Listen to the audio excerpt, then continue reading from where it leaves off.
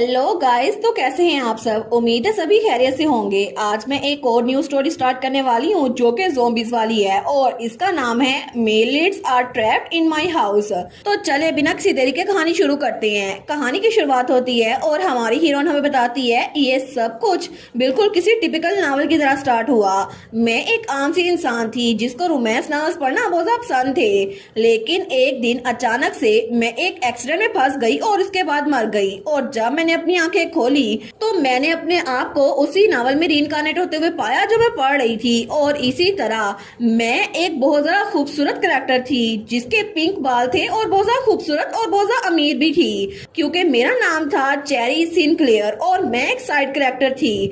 लेकिन शुरू शुरू में मुझे लगा लाइफ बहुत ज्यादा अच्छी चल रही है। मैंने बिना किसी फिक्र के पैसे खर्च करना शुरू कर दिए और एक दिन अचानक से बाय कोइंसिडेंस ही जब मैं बगी से नीचे गिरी तो मुझे मेरी पास्ट लाइफ की सारी मेमोरीज याद आ गई। अनबिलीवेबल है ना। मुझे भी ऐसा लगा था क्योंकि मैं उसी नावल के अंदर इनकारनेट हुई थी जिसके बारे में मैंने पढ़ा था, क्योंकि इस नावल के अंदर बहुत सारे ज़ॉम्बीज और मॉन्स्टर्स आने वाले हैं।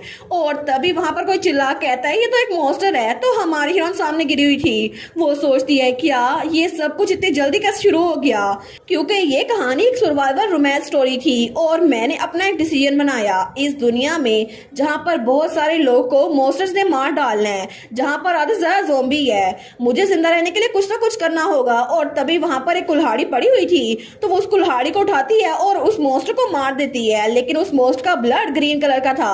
वो सोचती है मैं आखिर तक जिंदा रहने वाली हूँ, इसी वजह से मुझे ये सब कुछ खुद ही करना होगा, अपने जिंदा रहने का सामान तैयार करना। और इसीलिए मैंने अपने लिए एक शेल्टर बिल्ड करना शुरू कर दिया। और जबकि मुझे पता था कि मैं सबको बचा नहीं सकती, कम से कम मैं उन लोगों को बचाना चाहती थी जिसकी मैं फिक्र करती थी। और सारा का सारा कुछ मेरे प्लान के हिसाब से चल रहा था। लेकिन एक दिन अचानक से असली नावल की कहानी में जो हीरोइन थी उसका बड़ा भाई मेरे दरवाजे के सामने आ गया। और उसके बाद सेकंड मेल लीड भी मुझे नजर आ गया। मैंने जितनी मर्जी कोशिश की कि इस सब को अपने तक रख सकूं, इसके बावजूद भी मैं मुख्तलिफ लोगों के साथ इंटेंगल्ड होती रही। और आखिर में तो फीमेल लीड भी यहाँ पर मुझे नजर आ गई। मैं सारे के सारे नावल के मेन कैरेक्टर के साथ इंटेंगल हो गई। लेकिन ये सब कुछ ठीक रहने वाला है ना, कुछ भी गलत नहीं होगा, क्योंकि मुझे तो यही लगा था। लेकिन अगर आपको जानना है कि ये सब कुछ स्टार्ट कैसे हुआ तो उसके लिए हमें 3 हफ्ते पहले जाना पड़ेगा। और तब वहाँ पर कोई न्यूज़पेपर पढ़ा था। वो कहती है ओ माई, जरा यहाँ पर तो देखो, इस बार फिर से मिस सिनक्लेयर फ्रंट पेज पे हैं और वहाँ पे हमारी हीरोइन की फोटो छपी हुई थी। तो 2 लड़कियां उस न्यूज़पेपर को पढ़ते हुए कहती है वेल, आखिर पूरे न्यूज़पेपर में उनके अलावा खबर छपी क्या सकती है। मिस सिनक्लेयर वो तो बहुत ही ज्यादा खूबसूरत है, लेकिन उनकी खूबसूरती से ज्यादा जो चीज मशहूर है वो ये है कि वो बहुत ज्यादा अमीर हैं। हालांकि वो एक नोबल नहीं है, फिर भी नोबल्स उनके एडमायर करते हैं और उनका ट्रेंड जो वो सेट करते हैं उनको फॉलो करती हैं। तो हमारी हीरोइन शॉपिंग करते हुए बाहर जा रही थी तो वो उन लड़कियों को देखती है जो उसके बारे में खबर पढ़ रही थी। वो सोचती है और वो मिस सिनक्लेयर मैं ही हूँ। तो तभी वो उन लड़कियों को देखकर स्माइल करती हैं। वो सोचती हैं वाओ, मिस सिनक्लेयर ने हमें देखकर स्माइल किया। और हमारी हीरोइन हमें बताती है मुझे अटेंशन लेना बहुत ज्यादा अच्छा लगता है। तो उसकी मेड ने तो बहुत सारे बैग्स पकड़े हुए थे। वो कहती है मिस चेरी प्लीज थोड़ा वेट करे ना, मुझे इन सबको कैरेज में लोड करना होगा। हमारी कहती है अच्छा तुम्हें ये सब कुछ वहां रखना है, लेकिन उसकी मेड तो स्ट्रगल कर रही थी। तो तभी चेरी इधर उधर देखती है। वो सोचती है लगता है इसको हार्ड टाइम मिल रहा है। तो तब वो उसके हाथ से वो शॉपिंग बैग्स लेती है और एक ही झटके में वो सारे के सारे शॉपिंग बैग्स उठाकर बग्गी में रख देती है। तो उसकी मेड कहती है मिस चेरी आप तो बड़ी स्ट्रॉन्ग हैं। हमारी उन कहती है ना मुझे पता था, और बग्गी से नीचे उतरती है। उसकी मेट कहती है आप तो ना सिर्फ अडोरेबल है बल्कि आपकी स्ट्रेंथ भी बड़ी अमेजिंग है। हमारी उन कहती है हाँ मैं जानती हूँ, लेकिन हाई सोसाइटी स्ट्रॉन्ग वुमन को काइंडली नहीं देखती, इसी वजह से तुम्हें इस बात को सीक्रेट रखना होगा। वो सोचती है मैं इस बात को सीक्रेट रखे हुए हूँ ताकि लोगों को मुझ पे शक ना हो। तो उसकी मेट कहती है इन एनी केस मुझे तो बड़ी जलन हो रही है। वो कहती है वेल मैं ऐसी पैदा नहीं हुई थी ना। हमारी हीरोइन हमें बताती है मैं तो बहुत ज्यादा बीमार बची थी, लेकिन मेरे पेरेंट्स पेरेंट्स ने मेरे लिए एक रेयर मेडिसिन फाउंड की और उसके कुछ सालों के बाद ही मुझ में पता नहीं कैसे एक्स्ट्रा ऑर्डिनरी स्ट्रेंथ आ गई, जहां पर मैं तो अपने मॉम डैड को आराम से उठा लिया करती थी, लेकिन तब वो बग्गी में बैठते हुए कहती है चलो चलते हैं, ठीक है सब कुछ लोड हो गया है। लेकिन जैसे ही वो ऊपर चढ़ने लगती है उसी वक्त उसको थोड़े से चक्कर आते हैं। उसकी मेट कहती है मिस चेरी क्या हुआ है? हमारे उन कहती है नहीं नहीं कुछ नहीं हुआ, मुझे बस थोड़े से चक्कर आ गए थे। वो सोचती है पता नहीं मेरी तबीयत को हुआ क्या है, लेकिन जैसे ही वो एक बार फिर से बग्गी पे चढ़ने लगती है उसका एक स्टेप मिस होता है और वो धड़ाम से जमीन पे गिरने लगती है। वो सोचती है एक मिनट क्या मैं सच में गिरने वाली हूँ? लेकिन जैसे ही उसका सर जमीन से टकराया था उसे उस कहानी के बारे में सब कुछ याद आ गया था जो उसने पढ़ी थी अपने पास्ट लाइफ में, और उसे सब कुछ पता चल गया था कि वो नावल पढ़ेगी और चलते चलते एक कार से उसका एक्सीडेंट हुआ और उस कार की वजह से वो वहां पर मर गई, लेकिन उसके बाद रीइंकार्नेट होकर इस दुनिया में आई और तब बचपन से लेकर अब तक उसे कुछ भी याद नहीं था। लेकिन उसी पल उसकी आंख खुलती है और वो अपने बेड पे थी, उस पर पट्टी बंधी हुई थी। तो तब तक तो रात भी हो गई थी, वो अपने घर पहुंच गई थी। तो वो बेचारी सोचती है क्या ये अभी क्या हुआ? वो उठ के बैठती है, वो सोचती है आखिर ये सब कुछ क्या था? तो उसकी मेड आते हुए कहती है मिस चेरी आप उठ गई हैं, डॉक्टर ने कहा है कि आपको ज्यादा चोट नहीं लगी लेकिन आपको ठीक लग रहा है ना? हमारी रोन कहती है बिल्कुल मैं ठीक हूँ। वो कहती है क्या मैं डॉक्टर को बुला के लाऊं? तो चेरी उसके हाथ से रुमाल लेते हुए कहती है नहीं कुछ भी नहीं, लेकिन क्या तुम वो न्यूज़पेपर लेके आ सकती हो जो हमने आज कलेक्ट किए थे? वो कहती है जी जी मैं लेके आती हूँ। हमारे सोचती है मुझे याद आ गया, मुझे सब कुछ याद आ गया कि मैं कैसे रहा करती थी और इस वक्त मैं कहाँ पर हूँ। तो उसकी आंखों से आंसू निकल रहे थे। वो सोचती है ये जगह ये एक नावल के अंदर की जगह है जो मैं पढ़ रही थी, लव इन अ रून्ड वर्ल्ड। ये तो एक ऐसी दुनिया है जो कि गिर चुकी थी। ये एक ऐसी स्टोरी है जहाँ पर फीमेल लीड अरोरा वो कुछ लड़कों का एक ग्रुप इकट्ठा करती है जिन्होंने क्योर ढूंढना था और आखिर में 2 सालों के बाद उनको क्योर मिल भी गया था। लेकिन इन 2 सालों में उन्होंने इस पूरे मोस्टर इरा को झेलना था और यहाँ पर बहुत सारे कैंप्स लगे हुए थे जो कि पावर को सीज करने के लिए तैयार थे और अरोरा एक एक करके सारे कैंप्स को टेक ओवर कर रही थी जिसकी वजह से उसका इन्फ्लुएंस बढ़ गया था। वो तो बहुत ज्यादा अच्छी कैरेक्टर थी, लेकिन मैं चेरी सिनक्लेयर सिर्फ एक साइड कैरेक्टर थी जो कि एक मेल लीड को ऑलमोस्ट मरवाने ही वाली थी, लेकिन वो तो बच गया और चेरी सिनक्लेयर यानी कि मैं उस मॉन्स्टर के हाथों मर गई। अनबिलीवेबल, मेरी पास्ट लाइफ में एक कार एक्सीडेंट की वजह से मेरी मौत हो गई और अब इस दुनिया में ये सब कुछ भी होने वाला है। आखिर अब मैं क्या करूं? मैं ऐसा तो कर नहीं सकती ना कि उस मॉन्स्टर अटैक को रोकूं। नहीं नहीं, मुझे कुछ ना कुछ करना होगा, मैं यहाँ से भाग जाऊंगी। वो सोचती है अगर ये दुनिया ये कोलैप्स होने वाली है तो मुझे इसके लिए तैयारी करनी चाहिए। तो तभी वहां पर उसकी दूसरी मेट आई थी सुजैना। वो कहती है मिस सिनक्लेयर आपको रेस्ट करना चाहिए और वो वहां पर न्यूज़पेपर भी ले आई थी। हमारा सोचती है अगर मुझे इस दुनिया में जिंदा रहना है तो फिर मुझे एक बंकर बनाना होगा जिसमें मैं जिंदा रह सकूं। और तब वो कहती है सुजैना प्लीज मुझे सारे के सारे न्यूज़पेपर दो। वो सोचती है मैं अपना शेल्टर खुद बनाऊंगी जहां पर मुझे जिंदा रहने के हर एक सामान तैयार करना होगा। तो तब हमारी हीरोइन सारे न्यूज़पेपर को देखती है। वो सोचती है यहाँ पर तो ये सब कुछ पहले शुरू हो गया है, मतलब कुछ आर्टिकल्स हैं जहाँ पे इन्फेक्टेड लोग के बारे में जिक्र है, लेकिन वो सोचती है इसका मतलब है कि मेरे पास ज्यादा टाइम नहीं बचा।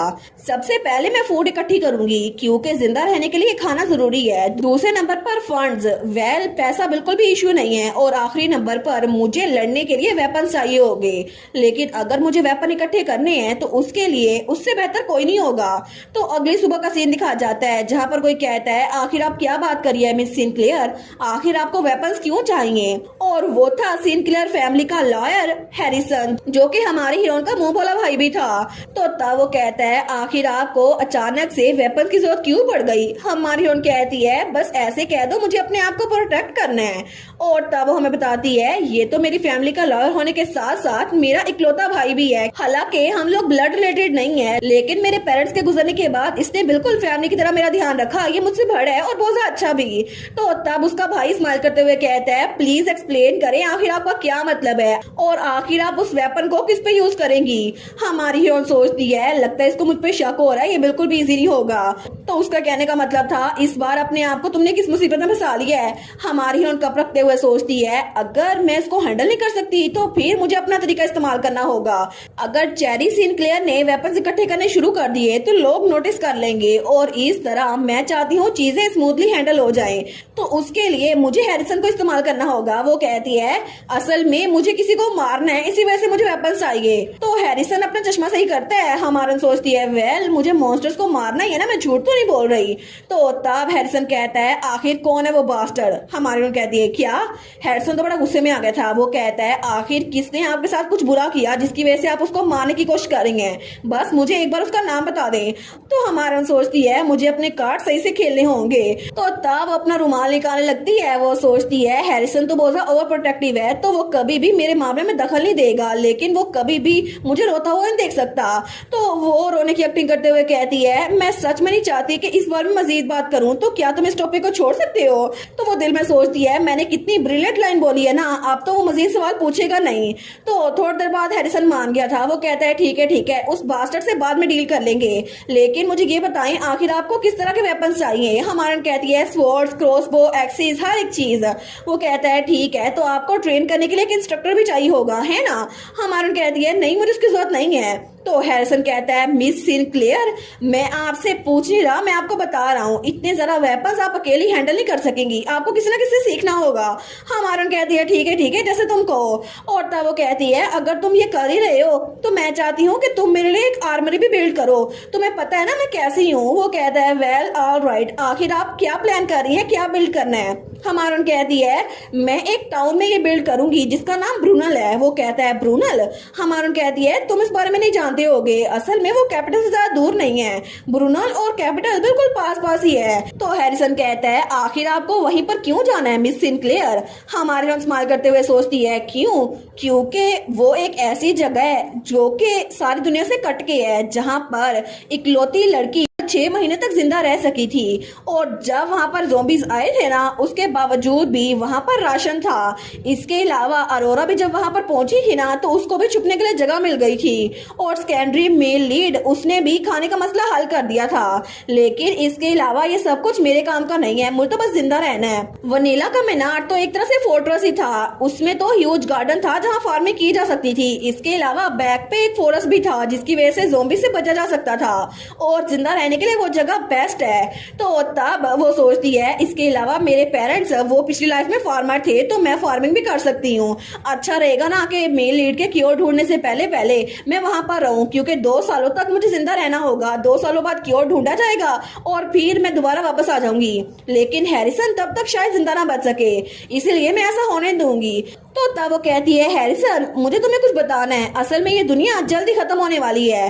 तो हैरिसन उसकी तरफ बड़ा हैरान होकर देखता है। हमारन कहती है एक वायरस फैलने वाला है जिसकी वजह से इंसान ज़ॉम्बीज या मॉन्स्टर बन जाएंगे और सब लोग एक दूसरे को अटैक करेंगे, इसी वजह से मैं इसकी तैयारी करने के लिए ब्रूनल जा रही हूँ। तो तब हैरिसन कहता है मिस सिनक्लेयर कि आपको फिर से अपनी दवाइयों की जरूरत है, आप फिर से स्ट्रेस तो नहीं ले रही। हमारन कहती है नहीं ऐसा कुछ नहीं है। वो कहता है अगर आपको पिछला डॉक्टर अच्छा लगा तो मैं और डॉक्टर अरेंज करवा देता हूँ या फिर आपको हॉस्पिटल में शिफ्ट करवा देता हूँ। तो चेरी कहती है नहीं इसकी जरूरत नहीं है, मैं तो मजाक कर रही थी, मैंने तो बस ख्वाब देखा था। तो वो तो बड़ा सस्पिशियस हो गया था। हमारन सोचती है इसको जरूर लगा होगा मैं फिर से डिप्रेशन में चली गई हूँ, जब मेरे पेरेंट्स गुजरे थे ना उसके बाद भी मैं ऐसी थी। लेकिन उसको कहती है मैं बिल्कुल ठीक हूँ, मैंने दवाइयाँ ले ली हैं। तो तब वो कहती है बस मैंने एक ख्वाब देखा था, बस इसको भूल जाओ। इसके अलावा हैरिसन तुम मेरे साथ ब्रूनल क्यों नहीं चलते, वेपन्स के बारे में मुझे कुछ ज्यादा नहीं पता, तो तुम मेरी हेल्प कर सकते हो। तो हैरिसन कहता है अगर आप कह रही हैं तो फिर यही मैटर करता है, और मैं किसी और को जो कि बहुत ज्यादा क्वालिफाई है उसको आर्मरी को हैंडल करने के लिए भेज दूंगा। हमारन कहती है नहीं मुझे तुम्हारे साथ जाना है हैरिसन, तुम मेरे भाई हो ना, तुम मुझे सिखा देना। वो कहता है ठीक है चले अगर ऐसा ही है तो छोटा सा ट्रिप भी समझ लेते हैं। हमारन कहती है ग्रेट।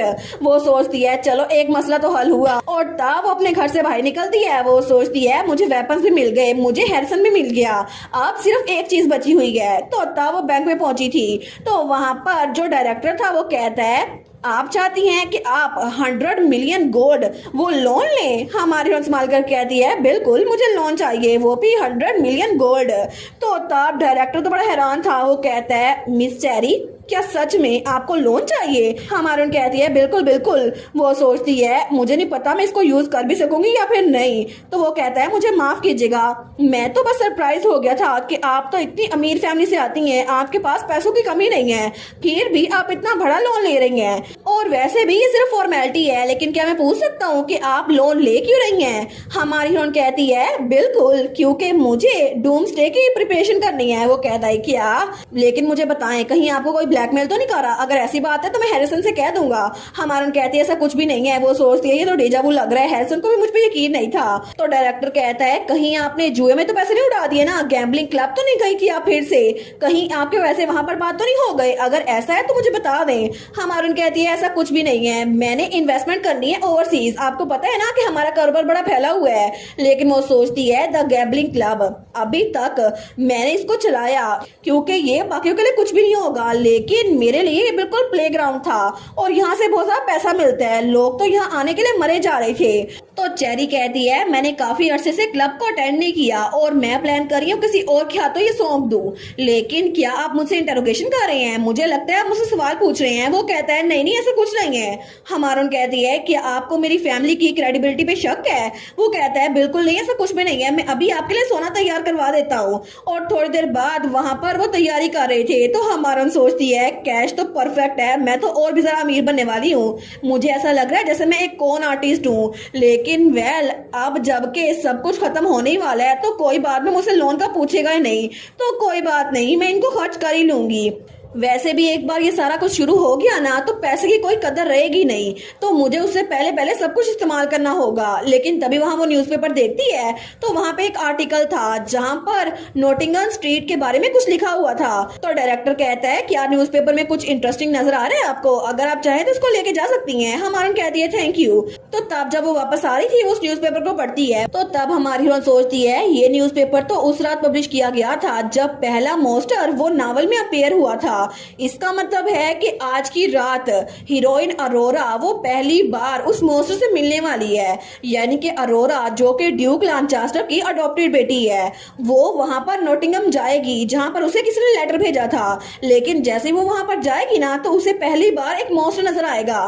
तो तभी हमारा सोचती है अरे हाँ ये तो वही जगह है ना, मैं तो भूल ही गई थी इस बारे में। यहाँ पर वो चीज मुझे मिलेगी, वहां पर एल्फिना जरूर होगी। ये एक मेडिसिनल हर्ब है जो कि वैक्सीन का काम करती है। हालांकि सिर्फ इसको खाने के बाद एक बार यूज किया जा सकता है, क्योंकि अगर कोई ज़ोंबी काटे ना तो तब उस ज़ोंबी का काटे का कोई असर नहीं होगा, लेकिन सिर्फ ये एक बार ही काम करती है। फिर भी मुझे लगता है कि ये मेरे लिए बेस्ट होगी, मुझे अपने साथ इसको ब्रूनल लेके जाना पड़ेगा। और वो सोचती है नावल में अरोरा को रियलाइज नहीं हुआ इसकी कीमत क्या थी और इसकी वैल्यू, उसने पीछे छोड़ दिया। लेकिन मुझे पता है ना ये सब कुछ कैसे चलेगा, तो मैं इसको अपने साथ लेकर जाऊंगी। इसी वजह से जो मिस्टेक उसने की है ना मैं वो दोहराऊंगी नहीं। मैं आज रात नॉटिंगम स्ट्रीट में जाऊंगी इसको ढूंढने के लिए। और तब रात के वक्त हमारी हीरोइन वो तो ड्रेसअप करके वहां पर आई थी। तो वो सोचती है मुझे पता है कि मुझे वो हब चाहिए होगी, लेकिन अगर मैं उस मोस्टर से टकरा गई तो मुझे तो बड़ा अजीब लग रहा है। फिर भी मैंने तैयारी तो की हुई है और जहाँ तक मैंने नावल पढ़ा था ना उसके बारे में मुझे सब कुछ पता है, लेकिन मैंने कभी भी रियल लाइफ में किसी मोस्टर को नहीं देखा। सिचुएशन बिल्कुल भी रियल नहीं लग रही, लेकिन जैसे मर्जी हो मुझे यहाँ पर खुद खड़े रहना होगा। तो तब वहां से गुजर रही थी, लेकिन तब वहां पर दो लोग खड़े थे। तो तब वो हमें बताती है अगर एक मोस्टर किसी इंसान को बाइट कर ले तो वो भी इन्फेक्टेड हो जाता है और उसके बाद वो खुद भी ट्रांसफॉर्म होकर एक मोस्टर बन जाता है और उसके बाद उसमें बहुत ज्यादा स्टेमिना आ जाता है, बहुत ज्यादा फास्ट हो जाता है। लेकिन फिर भी उस मोस्टर की एक वीकनेस है, उसकी विजन बहुत ज्यादा पोर है, लेकिन उसकी हेयरिंग बहुत ज्यादा शार्प होती है और वो तो बहुत ज्यादा फायर के सामने डरते हैं, वो फायर में मर सकते हैं। और इस सब के हिसाब से मैंने तैयारी कर ली है, क्योंकि अगर वो मोस्टर मेरे सामने आ गया तो मैं उसको हरा सकती हूँ। अगर वो मेरे सामने आ गया तो मैं कॉकटेल उसके ऊपर फेंकूंगी और उसको आग लगा दूंगी। लेकिन तभी वो उस गली की तरफ जा रही थी तो उसे किसी के चिल्लाने की आवाज आती है। हमारा सोचती है क्या कोई चिल्लाया, क्या मतलब अरोरा पहले पहुंच गई है। लेकिन तब जब वहां पर गई थी तो अरोरा वो गेट के सामने खड़ी थी और वो अपने ही क्लॉक पे पांव आने की वजह से फिसल गई थी। वो कहती है आउच मैं तो गिरने वाली थी और उसका लेटर नीचे गिरा हुआ था। हमारी और सोचती है इसके लंबे सिल्वर बाल है जो उसकी कमर तक आते हैं और इसकी आंखें पर्पल है जो कि डार्क में चमकती हैं। तो उसके सामने अरोरा वो हंसते हुए कहती है अगर ईडन मुझे ऐसे देखता ना तो मुझे बहुत सारा डांटता। तो हमारन सोचती है इसके अलावा ये है अरोरा फीमेल लीड, जो कि 61 नॉटिंघम स्ट्रीट के सामने खड़ी हुई है और इसके हाथ में एक लेटर है। ये बिल्कुल वही है, ये अरोरा ही है। तो वो छुप के उसको देख रही थी दूर से।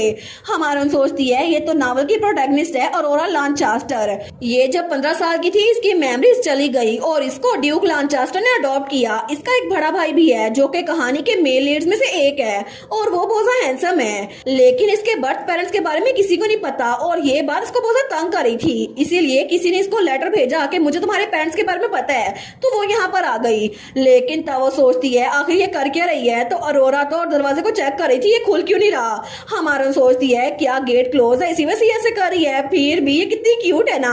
तो तब वो सोचती है मुझे इसके बारे में पता है, ये फीमेल लीड है, मुझे आइडिया है कि ये बच जाएगी, लेकिन मुझे खुद कुछ ना कुछ करना होगा। मुझे बस वहां जाकर उस हाफ को कलेक्ट करना होगा, इससे पहले कुछ और हो जाए। तो वो खिड़की से कूद के उस घर के अंदर चली गई थी, लेकिन वहां पर बिल्कुल खामोशी थी। हमारी चेरी सोचती है यहाँ पर बिल्कुल खामोशी है, ऐसा लगता है यहाँ पर कोई भी नहीं है, मेरे लिए तो बेहतर ही है। और वैसे भी मुझे पता है इन्फेक्टेड इंसान इस मीनार में कहीं बंद होगा, लेकिन फिर भी मुझे अलर्ट रहना होगा। तो तभी वहां पे उसको किसी चीज की आवाज आती है। हमारी ऑन जल्दी से पीछे देखती है, वो सोचती है क्या ये आवाज मेरे पीछे से आई है, आखिर ये है क्या। लेकिन जैसे वो पीछे देखती है ना तो वहां पे एक छोटा सा बॉक्स गिरा हुआ था और उसके ऊपर उसी हब की फोटो लगी हुई थी जिसको वो लेने आई थी। हमारा सोचती है इसने तो मुझे डरा ही दिया, मुझे लगा मॉन्स्टर है, लेकिन तब उसको उठाने लगती है। वो सोचती है चलो ये तो वही हब था, ये मुझे मिल गया फाइनली। मुझे लगा था मुझे इसे ढूंढना पड़ेगा, लेकिन मेरी आंखों के सामने ही आ गया। वो तो बड़ी खुश हो गई थी। तो तभी उठने लगती है। वो सोचती है बस मुझे जो चीज चाहिए थी वो मुझे मिल गई, अब बाहर निकलना होगा। लेकिन तभी उसे सीढ़ियों के पास एक आदमी नजर आता है। तो हमारी उसको जब देखती है वो कहती है क्या ये एक जिंदा इंसान है। तो वो आदमी तो बड़ा डरा हुआ था, वो कहता है हेल्प प्लीज मेरी हेल्प करो। वो तो बाकायदा कांप रहा था। हमारा सोचती है यहाँ पर एक जिंदा इंसान है, लेकिन नावल में लिखा था कि अरोरा के अलावा कोई भी इस जगह पर नहीं आया था। वो कहता है प्लीज मेरी हेल्प करो। हमारा कहती है मैं तुम्हारी हेल्प करूंगी, पहले काम डाउन हो जाओ। लेकिन तभी ऊपर से कोई चीज उनको छुप के देख रही थी और तभी हमारी हीरोइन के पाँव के पास कोई ग्रीन सा लिक्विड गिरता है। तो हमारी हीरोइन चेरी जब ऊपर देखती है तो वहाँ पे एक मॉन्स्टर था। तो हमारी हीरोइन कहती है क्या इस चीज ने तुम्हें काटा। तो वो आदमी कहता है नहीं। तो वो मॉन्स्टर तो बड़ा डरावना लग रहा था, वो एक औरत थी जो मॉन्स्टर बन गई थी। तो वो आदमी कहता है ये मॉन्स्टर तो उस कमरे में बंद था, आखिर ये यहाँ कैसे आ गया। हमारी सोचती है इसको किसी ने बंद किया था। वो कहती है क्या कोई और भी इस जगह पर है। वो आदमी कहता है नहीं, मुझे किसी ने कहा था मेरी बहन यहाँ पर है, इसी वजह से मैं यहाँ पर भागता हुआ आ गया, लेकिन आखिर ये है क्या। तो तभी वो मॉन्स्टर, उसके बाल बहुत ज्यादा लंबे थे, वो नीचे की तरफ सीलिंग से उतर के आ रही थी। लेकिन तभी वो हमारी हीरोइन और उस आदमी पे हमला करती है। तो हमारी हीरोइन पीछे गिरती है। तो वो आदमी भी थोड़ा दूर गिरा था, वो तो डर रहा था, वो चिल्लाते हुए बाहर भाग जाता है। वो कहता है हेल्प प्लीज मेरी कोई हेल्प करो। हमारा सोचती है अच्छा वो यहाँ से निकल गया क्योंकि रास्ते में आ रहा था। लेकिन तभी वो उस मॉन्स्टर को देखती है। वो सोचती है अब मेरे पास पीछे रुकने के लिए कोई चीज नहीं है। और फिर वो उस बोतल को निकालती है जिसके अंदर वाइन थी और तब वो स्माइल करती है। लेकिन दूसरी तरफ अरोरा वो दरवाजे को खोलने की कोशिश कर रही थी और उससे दरवाजा खुल भी गया था। वो कहती है मुझे माफ कीजिएगा, पता नहीं किसका घर है। लेकिन वो सोचती है क्या मैं अंदर जाऊं। तो किसी के चिल्लाने की आवाज आती है मेरे रास्ते से हटो, यहाँ पे एक मॉन्स्टर है, कोई तो मेरी हेल्प करो। तो अरोरा पीछे होती है। तो वो आदमी उसके पास से भाग गया था। वो सोचती है क्या अभी ये क्या था, आखिर ये है क्या। लेकिन तभी वो दरवाजे के अंदर देखती है तो वहां पे आग जल रही थी और तभी कोई भागता हुआ उसकी तरफ आता है, अरोरा की तरफ। अरोरा तो बिल्कुल स्टिल हो गई थी। तो वो मॉन्स्टर, उसको हमारी हीरोइन चेरी ने आग लगा दी थी, तो अरोरा नीचे गिर गई थी। वो कहती है क्या एक मॉन्स्टर, क्या ये एक मॉन्स्टर है। तो वो मॉन्स्टर बाहर निकल के अरोरा की तरफ हाथ बढ़ाता है। लेकिन तभी हमारी हीरोइन वो कहती है रास्ते से हट जाओ। और तभी हमारी हीरोइन जल्दी से भागते हुए आती है और उसने अरोरा की जान बचा ली थी। और थोड़ी देर के बाद अरोरा रोते हुए कहती है थैंक यू सो मच मेरी जान बचाने के लिए, मुझे नहीं पता अगर आप यहाँ ना होती तो मैं क्या कर पाती। और उसने हमारी चेरी का हाथ पकड़ लिया था। वो कहती है आप तो सच में मेरी सेवियर है। हमारी सोचती है ये चीज तो मुझे तंग कर रही है, आखिर इसने मेरा चेहरा तो नहीं देख लिया। तो वो कहती है नहीं नहीं, मोर इम्पोर्टेंटली क्या आपने इस मीनार से बाहर एक आदमी को भागते हुए देखा है? वो कहती है बिल्कुल, एक आदमी भाग के गया था। हमारा सोचती है चलो अच्छी बात है कि वो जिंदा था, लेकिन बहुत सारी अजीब चीजें हो गई हैं, कम से कम मुझे हाफ तो मिल गई। इसके अलावा यहाँ पर किसी को चोट नहीं लगी और ये मॉन्स्टर मैंने इसके साथ भी डील कर लिया है, ये तो मर चुका है और यहाँ पर बहुत सारे लोग इकट्ठे हो रहे हैं। इससे पहले कि कोई और आ जाए ना, मुझे यहाँ से निकलना होगा। तो तब हमारी चेरी अरोरा का हाथ हिलाते हुए कहती है अगर आप मुझे एक्सक्यूज करें, लेकिन तभी उन दोनों की तरफ रोशनी पड़ती है। तो तभी वहां पर पुलिस ऑफिसर आया था। वो कहता है क्या यहाँ पर क्या हो रहा है? अरोरा क्या ये तुम हो? और वो था हमारी कहानी का मेल लीड ईडन लांचास्टर। वो कहता है अचानक से रात के इस वक्त तुम यहाँ पर क्या कर रही हो? तो हमारी सोचती है ये कितना हैंडसम है ना। तो अरोरा कहती है आखिर तुम यहाँ पर क्या कर रहे हो ईडन? हमारी सोचती है अभी इसको देखने का टाइम नहीं है, एक मिनट। अगर अरोरा इसको ईडन कह रही है तो इसका मतलब है ये अरोरा का ओल्डर ब्रदर है, ईडन डंकन लांचास्टर। वो कहता है मुझे एक रिपोर्ट मिली थी इसलिए मैं इन्वेस्टिगेट करने के लिए यहाँ पर आया था, लेकिन तुम यहाँ पर क्या कर रही हो? हमारी सोचती है ये तो पूरे नावल में सबसे कॉम्पिटेंट इंसान था और इसके अलावा इसकी बॉडी में वायरस के खिलाफ एंटीबॉडीज भी हैं, इसी वजह से ये की कैरेक्टर है। मुझे यकीन नहीं होता मैं किसी ऐसे इंसान से मिल रही हूँ, वो भी किसी ऐसी जगह पर। तो अरोरा कहती है इस लड़की ने मॉन्स्टर से मेरी जान बचाई है। तो ईडन उसकी तरफ देखता है। वो कहता है क्या एक मॉन्स्टर? हमारी चेरी वो फ्लिंच होती है। वो सोचती है अगर इसे पता चल गया ना कि मैं चेरी सिंक्लेयर हूँ तो फिर ये मुझ पे शक करेगा और मुझ पे इन्वेस्टिगेशन करेगा, क्योंकि ये तो बहुत ज्यादा ईमानदार पुलिस ऑफिसर है। तो तभी वहां पर कोई कहता है सर ईडन इधर आए, यहाँ पर देखिए क्या हो रहा है। तो ईडन दूसरी तरफ जाता है। हमारे सोचती है मुझे यहाँ से निकलना होगा, इससे पहले कि मैं ओरिजिनल स्टोरी में कुछ और चेंज कर दूं, मुझे यहाँ से निकलना होगा।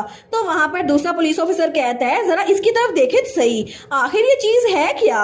तो ईडन भी कहता है ये क्या चीज है? तो तभी वो सोचता है क्या उस लड़की ने इस मॉन्स्टर को खुद हराया? लेकिन तभी जब वो पीछे देखते हैं तो अरोरा कहती है मेरी सेवियर आखिर आप कहाँ जा रही हैं? हमारी हीरोइन भागते हुए सोचती है मुझे माफ कर दो अरोरा, कम से कम मैं तुम्हारे साथ फंसना नहीं चाहती। लेकिन तब अरोरा चिल्ला कहती है जाने से पहले अपना नाम तो बता दे।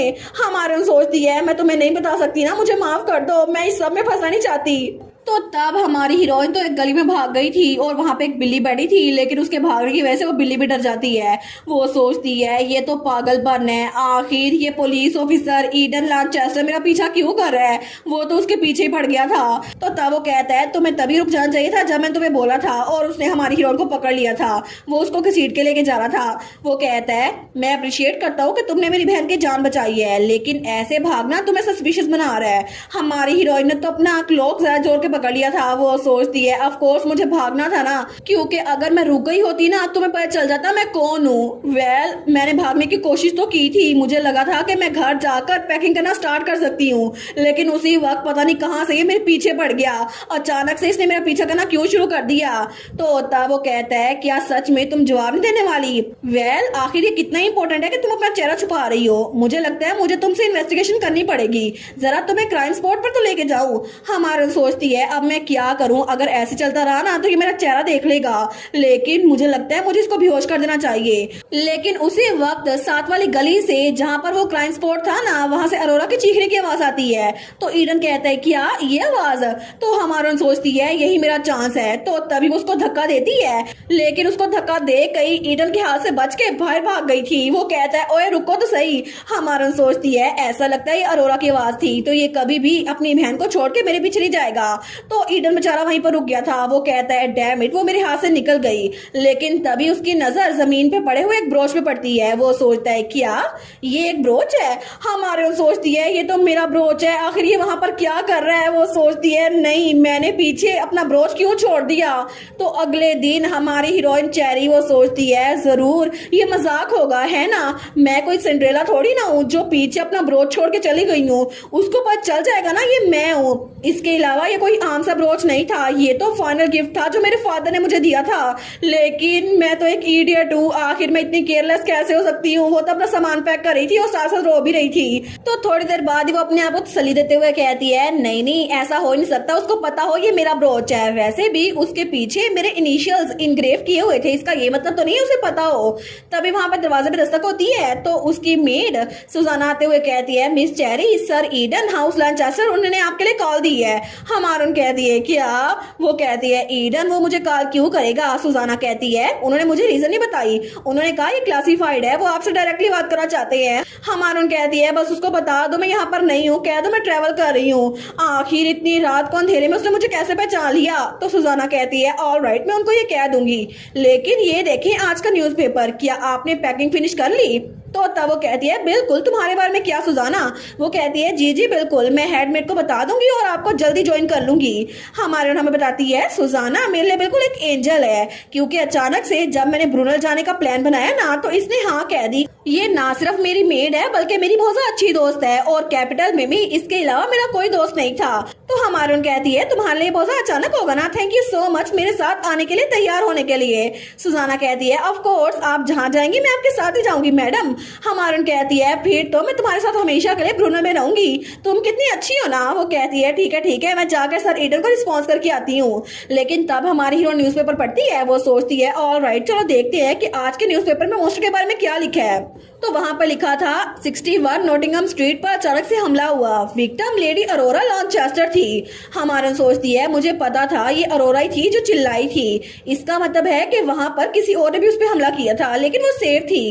एज एक्सपेक्टेड मोस्टर के बारे में कोई भी जिक्र नहीं है, मतलब कोई जानबूझ के सबको कवर अप कर रहा है, वरना वहां पर इतने सारे विटनेसेस थी। लेकिन एक सिंगल आर्टिकल भी उस मोस्टर के बारे में नहीं था। अगर मैं जाके लोगों को सच बताऊं तो बिना किसी प्रूफ के सब लोग को यही लगेगा मैं पागल हूँ। हालांकि जब मैंने हैरिसन को बताया था उसने भी मुझसे पूछा था कि मैं ठीक हूँ या फिर नहीं, तो बाकी कैसे रिएक्ट करेंगे, क्योंकि इकलौता विलन जिसको मैं जानती हूँ ना वो मार्कोस कैसी है, और उसके मरने के बाद मेरे पास कोई भी लीड नहीं है। अगर मैं इन्वेस्टिगेशन करूँ और ट्रुथ को अनकवर करूँ और इसको रोकूं, फिर भी मैं ये सब कुछ नहीं कर सकती, मुझे अपनी जान बचानी होगी, मुझे बस ब्रुनल जाना होगा। लेकिन थोड़ी देर के बाद हमें फिर से वही क्राइम सीन दिखाया जाता है जहाँ पर कुछ लोग आए हुए थे, लेकिन तब वो किसी को देखकर बहुत मेस्मराइज हो रहे थे, क्योंकि वहां पर ईडन खड़ा हुआ था जो न्यूज़पेपर पढ़ा था। तो कुछ लड़कियां उसको देख के कहती है कितना हैंडसम है ना। लेकिन तभी ईडन न्यूज़पेपर पढ़ता है तो उसके अंदर चेरी के बारे में खबर लिखी हुई थी जिसने 100 मिलियन गोल्ड का बैंक लोन लिया है। वो सोचता है चेरी सिंक्लेयर फ्रंट पेज पे है एक बार फिर से।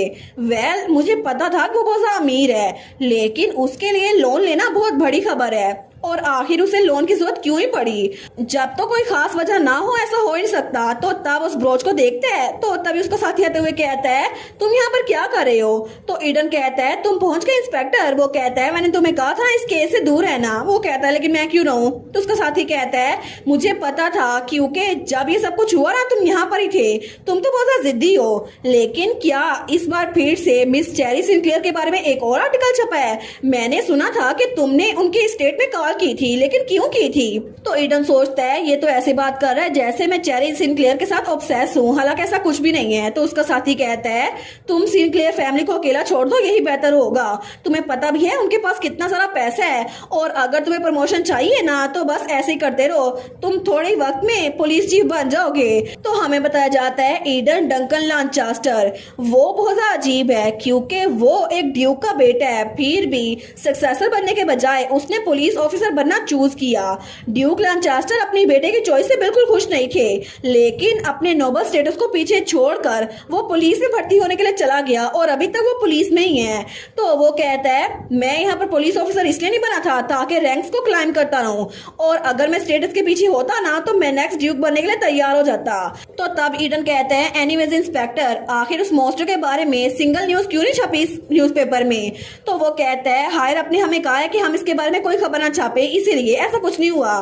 तो ईडन सोचता है हायर अप, इसका मतलब है इस सब मामले में कोई ना कोई गवर्नमेंट का बंदा शामिल होगा, वरना ऐसा हो ही सकता कि इतनी बड़ी खबर न्यूज़पेपर में ना छपे। तो थोड़ी देर बाद वहां पर और ऑफिसर भी आ गए थे। तो दूसरा ऑफिसर कहता है आखिर अब तुम कहाँ पर जा रहे हो? ईडन कहता है मुझे कहीं से टिप मिली है कि ब्राइवुड किंगडम से कुछ चीजें, कुछ वेपन्स इलीगली स्मगल हो रहे हैं, मुझे वहां जाके चेक करना है। तो उसका साथी कहता है आखिर तुम्हें ये टिप दी किसने थी? वो कहता है तुम्हें जाने की जरूरत नहीं है, मैं अब चलता हूँ। लेकिन दूसरी तरफ हमारी हीरोइन वो बेंटन से वेस्टमोर पहुंच गई थी। वो हमें बताती है कैपिटल जो कि बेंटन है ना, वहां से ट्रेन गुजरती है जो कि वेस्टमोर तक जाती है, लेकिन उसके बाद आगे का सफर मुझे बग्गी में तय करना पड़ेगा, और ये बग्गी माउंटेन में डीप तक जाती है जहाँ पर ब्रुनल है, एक रिमोट विलेज जिसमें ना कोई कार्स है और ना ही ट्रैम्स हैं। तो तब वहां पर पहुंच गई थी। वो सोचती है मेरी तो कमर अकड़ गई, लेकिन फाइनली मैं उस जगह आई गई, मैं आ गई ब्रूनल में जहां पर मेरा शेल्टर होगा। वो सोचती है कितना लंबा सफर था ना, एटलीस्ट मैं जल्दी तो पहुंच गई ना ट्रेन की वजह से, लेकिन आगे का सफर बग्गी में करना पड़ता है। तो तब वो वहां पर देखती है जहां पर कुछ लोग थे। वो सोचती है ये जगह ये बिल्कुल परफेक्ट होने वाली है, जितना मैंने सोचा था ना उससे भी ज्यादा नाइस होगी। ये एक छोटा सा विलेज है, लेकिन इसमें ग्रोसरी स्टोर है, एक जनरल स्टोर है, एक क्लिनिक है और वेपन शॉप भी है, और यहाँ पर हर एक चीज है जिसकी वजह से ये विलेज सर्वाइवल कैंप बन सकता है। और कितना अच्छा होता अगर मैं पूरी जगह खरीद लेती, लेकिन अभी के लिए मुझे बस जिंदा रहना है। कुछ चीजें हैं जो मैं पैसों के साथ खरीद नहीं सकती। वो सोचती है चलो देखते हैं वो मीनार कैसा है जहाँ पे मुझे रहना होगा।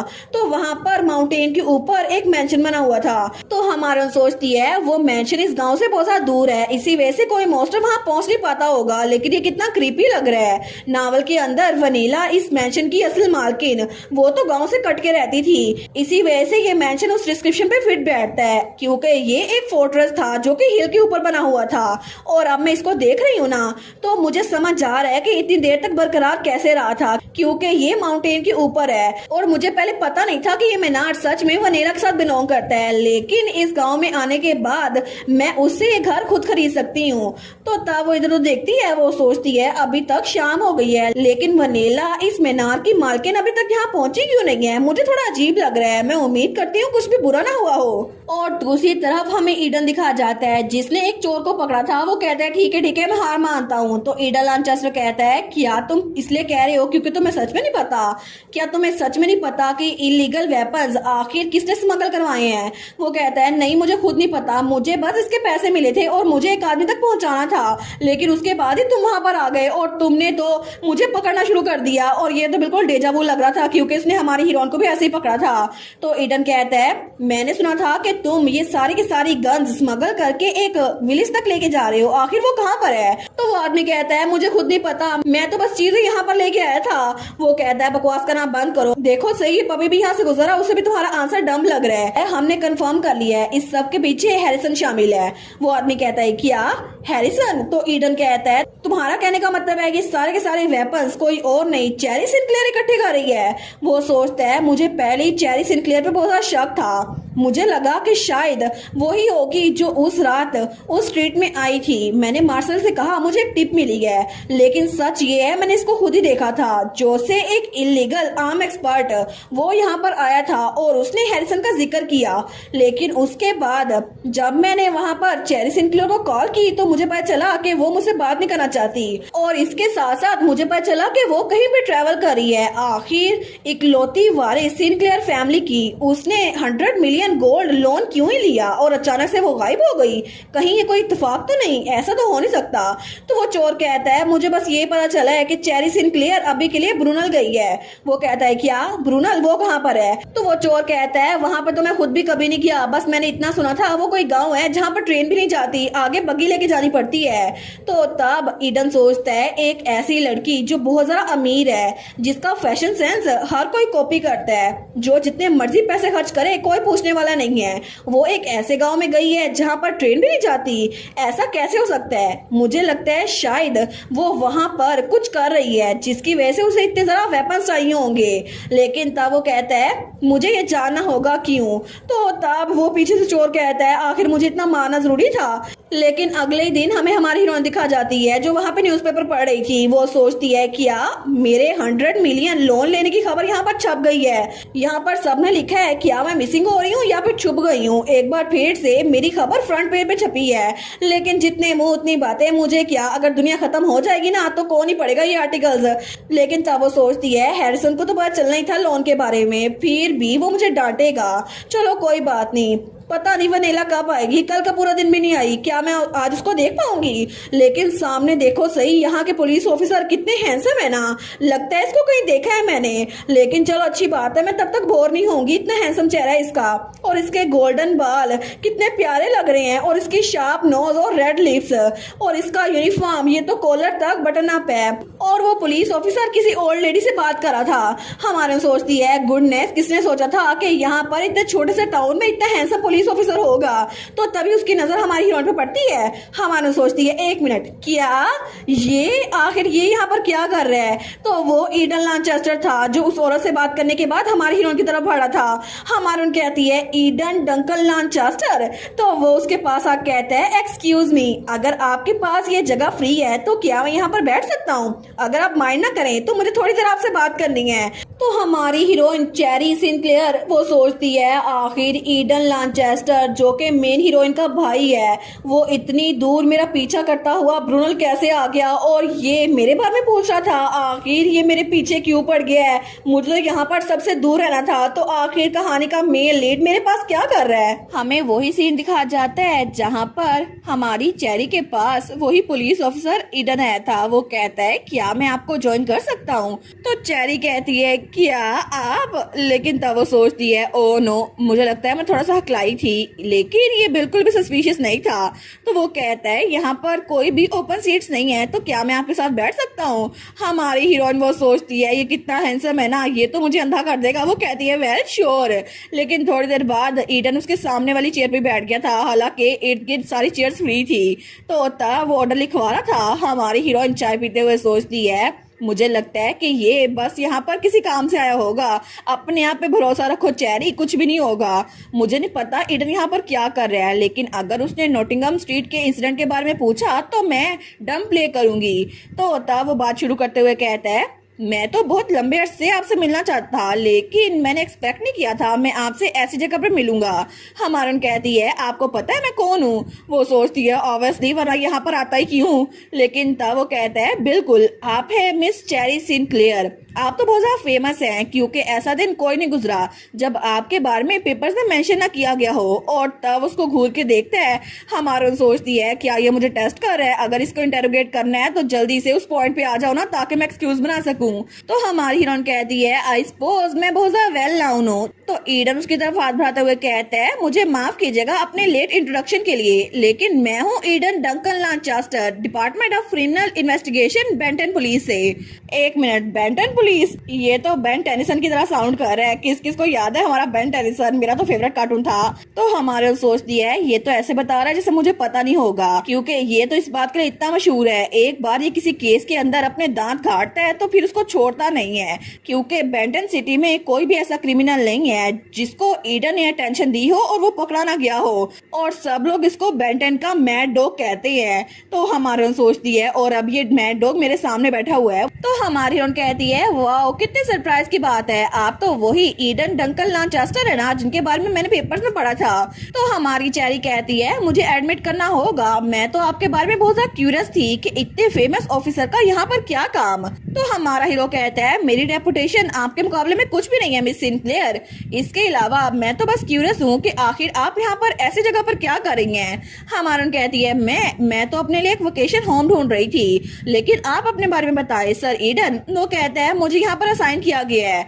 हमारा कहती है आप यहाँ पर असाइनमेंट पे आए हैं? तो हमारी हीरोइन कहती है आखिर मैं कैसे यकीन कर सकती हूँ हाउस लैंचेस्टर का मेंबर जिसको एक छोटे से गांव में जो मिडिल ऑफ नोवेयर है वहाँ भेज दिया गया। तो हमारा हीरो कहता है बिल्कुल जैसे मुझे आप पे यकीन आ गया ना, बिल्कुल आपको भी आना चाहिए। वो कहती है सीरियसली? लेकिन तभी दरमियान में एक लड़की आते हुए कहती है अहम तुम लोग को इंटरप्ट करने के लिए माफ करना, लेकिन तुम दोनों में से वहाँ पहाड़ के ऊपर मीनार कौन खरीद रहा है? हमारा कहती है ओ वो तो मैं खरीद रही हूँ। वो सोचती है परफेक्ट टाइमिंग, अब बातें करते रहो ना खुद से। लेकिन तब उस लड़की के पास जाती है तो वो लड़की कहती है मैं की डिलीवर करने के लिए आई हूँ। हमारी हीरोइन थोड़ी सी ऑकवर्ड हो गई थी। तो तब वो उसको की देते हुए कहती है मेरा नाम है वनीला एडी रस्किन, मैं उस जगह को ओन करती हूँ। हमारी सोचती है ये तो मैं जितना कहानी में पढ़ा था ना उससे भी ज्यादा कोल्डर है। तो हमारी हीरोइन कहती है आपसे मिलकर बहुत ज्यादा खुशी हुई मिस रस्किन, आपको परचेज एग्रीमेंट मिल गया था ना? आई सपोज इसका मतलब है अब मैं नई ओनर हो गई। वो कहती है बिल्कुल। तो तभी वहाँ पर ईडन आते हुए कहता है एक मीनार, आखिर सिनक्लेयर फैमिली की वारिस वो यहाँ पर एक ऐसी जगह पर मीनार क्यों खरीद रही है? हमारी कहती है तुम थोड़ा आहिस्ता बोल सकते हो, इस गाँव में सबको बताओगे मैं कौन हूँ? वो कहता है क्या इससे कोई मसला है? तो तब वो सोचती है मसला तो कोई भी नहीं है, लेकिन ये थोड़ा सा अनोइंग होगा। तो वहां पर वनीला कहती है फिक्र ना करो, मुझे बस पैसों की फिक्र है, चाहे तुम चेरी सिंक्लेयर हो या मैंगो सिंक्लेयर, मुझे फर्क नहीं पड़ता। हमारे कहती है अच्छा आई सी। वो थोड़ी एम्बैरेस हो गई थी। वो सोचती है इसका मतलब है कि वनीला वो पैसों के पीछे पागल है ना। तो ईडन कहता है आखिर ये क्या है। तो वो कहती है अच्छा ये तो मैं शिकार खेल कर आई हूँ, तुम्हें पता है ना मैं एक हंटर भी हूँ, ये मेरी गन है। तो हमारा सोचती है वेल नावल में वनीला आधे साल के लिए अकेली जिंदा रही थी, किसी के सहारे के बगैर। सिर्फ इसलिए नहीं क्योंकि मीनार बहुत ज्यादा वेल फोर्टेड था, बल्कि बात ये थी उसे गन चलानी आती थी और वो तो अपनी स्किल्स के हिसाब से खुद ही शिकार कर सकती थी। तो हमारी हीरो सोचती है मुझे अपने शेल्टर में इसको रिक्रूट करना होगा। तो वनीला कहती है एनीवेज ब्रूनल सिर्फ एक बैकवर्ड जगह है, लेकिन ये मीनार ये और भी बैकवर्ड जगह है, तो आपको ये खरीदना हो या ना हो। तो तब वो हमारी चेरी को देखती है जो बड़ी क्यूट लग रही थी। वो सोचती है कितनी क्यूट है। तो हमारा ईडन उसको बड़ा घूर के देख रहा था। तो वो कहती है मैं इसको खरीदना बिल्कुल रिकमेंड नहीं करूंगी, लेकिन अगर आपने ये मीनार खरीदना ही है तो फिर रिफंड एक्सपेक्ट मत कीजिएगा। हमारा कहती है बिल्कुल बिल्कुल ऑफ कोर्स ये मेरी चॉइस थी उस जगह को खरीदना, मैं थोड़ी देर के लिए इस टाउन में ही रहूंगी, अगर आपको कुछ चाहिए हो तो मुझे बता देना, लेकिन मैं आपको बता रही हूँ ये जगह आपको बड़ी कॉस्टली होगी, फिर भी मैं डिस्काउंट नहीं दूंगी चाहे आप जितनी मर्जी क्यूट हो। हमारा कहती है अच्छा थैंक यू। लेकिन तभी वो कहती है मिस रस्किन क्या इस मीनार में कुछ अनयूजुअल फीचर्स हैं। वो सोचती है मुझे इसको रिक्रूट करना ही पड़ेगा, इसकी तो अच्छी आंख है। तो वो कहती है मैं बस क्यूरियस हो रही थी कि इस मीनार में कोई हिडन फैसिलिटीज हैं जो कि सेल्फ सफिशिएंट लिविंग के लिए आइडियल हो। वो कहती है हिडन फैसिलिटीज वेल मुझे खुद नहीं पता। हमारी हीरोइन उससे ब्लूप्रिंट ले लेती है। वो सोचती है कितना अजीब है, नावल में साफ साफ लिखा था, वनीला ने कहा था कि मीनार बहुत ज्यादा स्पेशल है, उसने कहा था ये सर्वाइवल के लिए बेस्ट जगह है, लेकिन इस ब्लूप्रिंट में भी मुझे कुछ खास नजर नहीं आ रहा, ये तो कुछ खास पता नहीं चल रहा कि इसमें कुछ छुपा हुआ है या फिर नहीं। लेकिन तब वो पीछे देखती है। वो सोचती है एनीवेज आखिर ये मेरा पीछा क्यों कर रहा है, और ईडन उसी के पीछे आ रहा था। हमारे सोचती है ईडन को तो जब मॉन्स्टर का अटैक हुआ था उस वक्त अरोरा के साथ कैपिटल होना चाहिए था, तो ये यहाँ पर मेरे पीछे ब्रूनल क्या कर रहा है। और सिर्फ इसकी एक एक्सप्लेनेशन है, इसको पता है कि वो ब्रोच जो वहां पे गिरा था वो मेरा है, लेकिन मैं सच में यकीन करना चाहती हूँ कोई और वजह भी है। तो तब वो कहती है एक्सक्यूज मी आखिर आप कब तक मेरा पीछा करते रहेंगे। तो चेरी सोचती है ये मुझे ऐसे ही सस्पिशन पे अरेस्ट नहीं कर सकता है ना, क्या इसके पास वारंट है। तो ईडन कहता है मीनार तो बहुत ज्यादा डेंजरस जगह लगती है क्योंकि ये बहुत ज्यादा आइसोलेटेड है, ये तो फायर आर्म या स्लज फंड छुपाने के लिए आइडियल जगह है। तो हमारी उन कहती है अगर तुम इतने क्यूरियस हो तो आके देख क्यों लेते। लेकिन तभी वो सोचती है एक मिनट फायर आर्म्स, तो उसे याद आता है उसने हैरिसन से कहा था यहाँ पर कुछ बंदूकें और कुछ और हथियार लाकर छुपाने हैं, और हैरिसन ने कहा था बिल्कुल मैं आपके लिए एक इंस्ट्रक्टर का भी इंतजाम कर दूंगा। हमारा सोचती है अच्छा तो शायद ईडन को यही मिल गया होगा, ये मेरी ब्रोच की वजह से यहाँ पर नहीं है। तो ईडन कहता है क्या कुछ गलत हुआ है या फिर अचानक से आपको कोई रीजन याद आ गई है जिसकी वजह से मैं मीनार को देख नहीं सकता। हमारा सोचती है ब्रोच कोई बड़ा इशू नहीं है, लेकिन इसके पास कोई प्रूफ नहीं है तो मैं कह दूं ये मेरा नहीं है, लेकिन वो इलीगल फायर आर्म्स वो तो कोई डिफरेंट स्टोरी है। अगर इसने मुझे किसी ऐसी चीज के साथ पकड़ लिया ना जो एम्पायर में स्ट्रिक्टली फॉरबिड है तो फिर तो मैं गई। वो कहती है ऑफ कोर्स ये इम्प्रॉपर है ना कि तुम एक लड़की के घर में अकेले आओ, तुम एक लड़के हो। वो चिल्ला कहती है बिल्कुल नहीं तुम नहीं आ सकते। तो ईडन कहता है लेकिन मैं एक पुलिस ऑफिसर भी तो हूँ। हमारून कहती है पुलिस हो या फिर नहीं एक मैन तो एक मैन नहीं होता है। वो सोचती है मैं दुनिया खत्म होने से पहले जेल ही जाना चाहती। वो कहता है आई सपोज ये ट्रू है लेकिन मैं यहाँ पर इसलिए नहीं आना चाहता। हमारून कहती है अगर तुम्हारे पास वारंट नहीं है तो तुम सिर्फ एक रैंडम मैन हो और उसके अलावा एक एनिमल। मैं तुम्हें बता रही हूँ तुम एक एनिमल हो, तुम मेरे घर में नहीं आ सकते। और इसी तरह उसके ये कहने की वजह से ईडन वो तो अभी के लिए से दूर चला गया था, लेकिन सिर्फ अभी के लिए क्योंकि उसका पीछा तो वो काफी अर्से तक नहीं छोड़ने वाला था। तो ईडन के जाने के बाद हमारी हीरोइन वो सोचती है ये है चेरी का टेम्परेरी शेल्टर नहीं हैप्पी हाउस, क्योंकि अगले 2 सालों तक मैं यहीं पर रहने वाली हूँ। जैसा कि मैंने इमेजिन किया था ये बहुत ज्यादा बड़ा है और बहुत ज्यादा स्पेशियस भी, लेकिन यहाँ पर बहुत ज्यादा मरम्मत होने वाली है। और वो मीनार उसके रहने के लिए ठीक तो था लेकिन काफी ज्यादा काम होने वाला था वहाँ पर। तो उधर तो बहुत ज्यादा बुशेस भी थी। हमारे सोचती है लगता है इसे मुझे खुद ही साफ करना पड़ेगा, क्या ये पॉसिबल हो भी सकेगा या फिर नहीं, लेकिन कम से कम मैं ट्राई तो कर सकती हूँ ना, इतना तो मैं कर ही सकती हूँ। तो चलो चलते हैं चेरी के हैप्पी हाउस। लेकिन उस वक्त चेरी को कोई आइडिया नहीं था कि उसका चेरीज हैप्पी हाउस वो हिस्ट्री की बुक्स में छपने वाला है। अगर उसे पता होता तो वो कभी भी इसका नाम ऐसे ना रखती। और उसके बाद वो ब्लूप्रिंट देखते हुए पूरे मैंशन को चेक करती है। वो सोचती है यहाँ पर एक सेंट्रल फाउंटेन है और उसके सामने एक गार्डन है और गार्डन के साथ एक वेल है और छोटी सी झोंपड़ी है जो स्टोरेज शेड की तरह लगती है। क्योर तो वैसे भी 2 साल तक मिलने नहीं वाला, तो ये जगह यहाँ रहने के लिए परफेक्ट होगी और मुझे यहाँ पर सब्जियां भी उगानी होंगी ताकि मैं जिंदा रह सकूं, खाना खा सकूं। लेकिन जैसे कि वनीला ने कहा था, गार्डन तो बहुत स्पेशियस है और क्रॉप्स को उगाने के लिए बिल्कुल परफेक्ट है। तो तब वो वहां पर उस दीवार को देखती है। वो सोचती है फिर भी मुझे लगता है कि मीनार के डिफेंसेस को मुझे सेटअप करना होगा ताकि वो मुझे प्रोटेक्ट कर सके। तो हमारी उन कहती है ठीक है, अच्छा प्लान है, चलो काम पे लगते हैं, क्योंकि काम के बगैर ये चलने नहीं वाला। लेकिन तभी वहां पर उसको कुछ नजर आता है। उस ब्लूप्रिंट के ऊपर कुछ लिखा हुआ था। हमारी हीरोइन उसको पलट के देखती है तो वहां पर कुछ चीजें लिखी हुई थी। हमारी कहती है ब्रूनल तो इस गांव का नाम है, नोटिंगम तो कैपिटल में एक स्ट्रीट है, लेकिन आगे क्या लिखा है वेल मुझे कोई आइडिया नहीं है, मैं वनीला से बाद में पूछ लूंगी। पहली चीजें पहले मुझे यहाँ पर सफाई करनी होगी। तो वो अपने कमरे में आई थी। वो कहती है सबसे पहले अपने कमरे की सफाई करती हूँ, लेकिन उस कमरे की हालत बहुत ज्यादा बुरी थी। हमारी कहती है बस मुझे इसको साफ करना होगा और कुछ फर्नीचर को यहाँ पे शिफ्ट करना होगा। मोस्ट इम्पोर्टेंटली इसके पास एक फायर प्लेस भी है, तो पहले इसको साफ करती हूँ। लेकिन जैसे वो उस फायर प्लेस में देखती है ना, तो वहां देखकर उसको डर लगने लग गया था।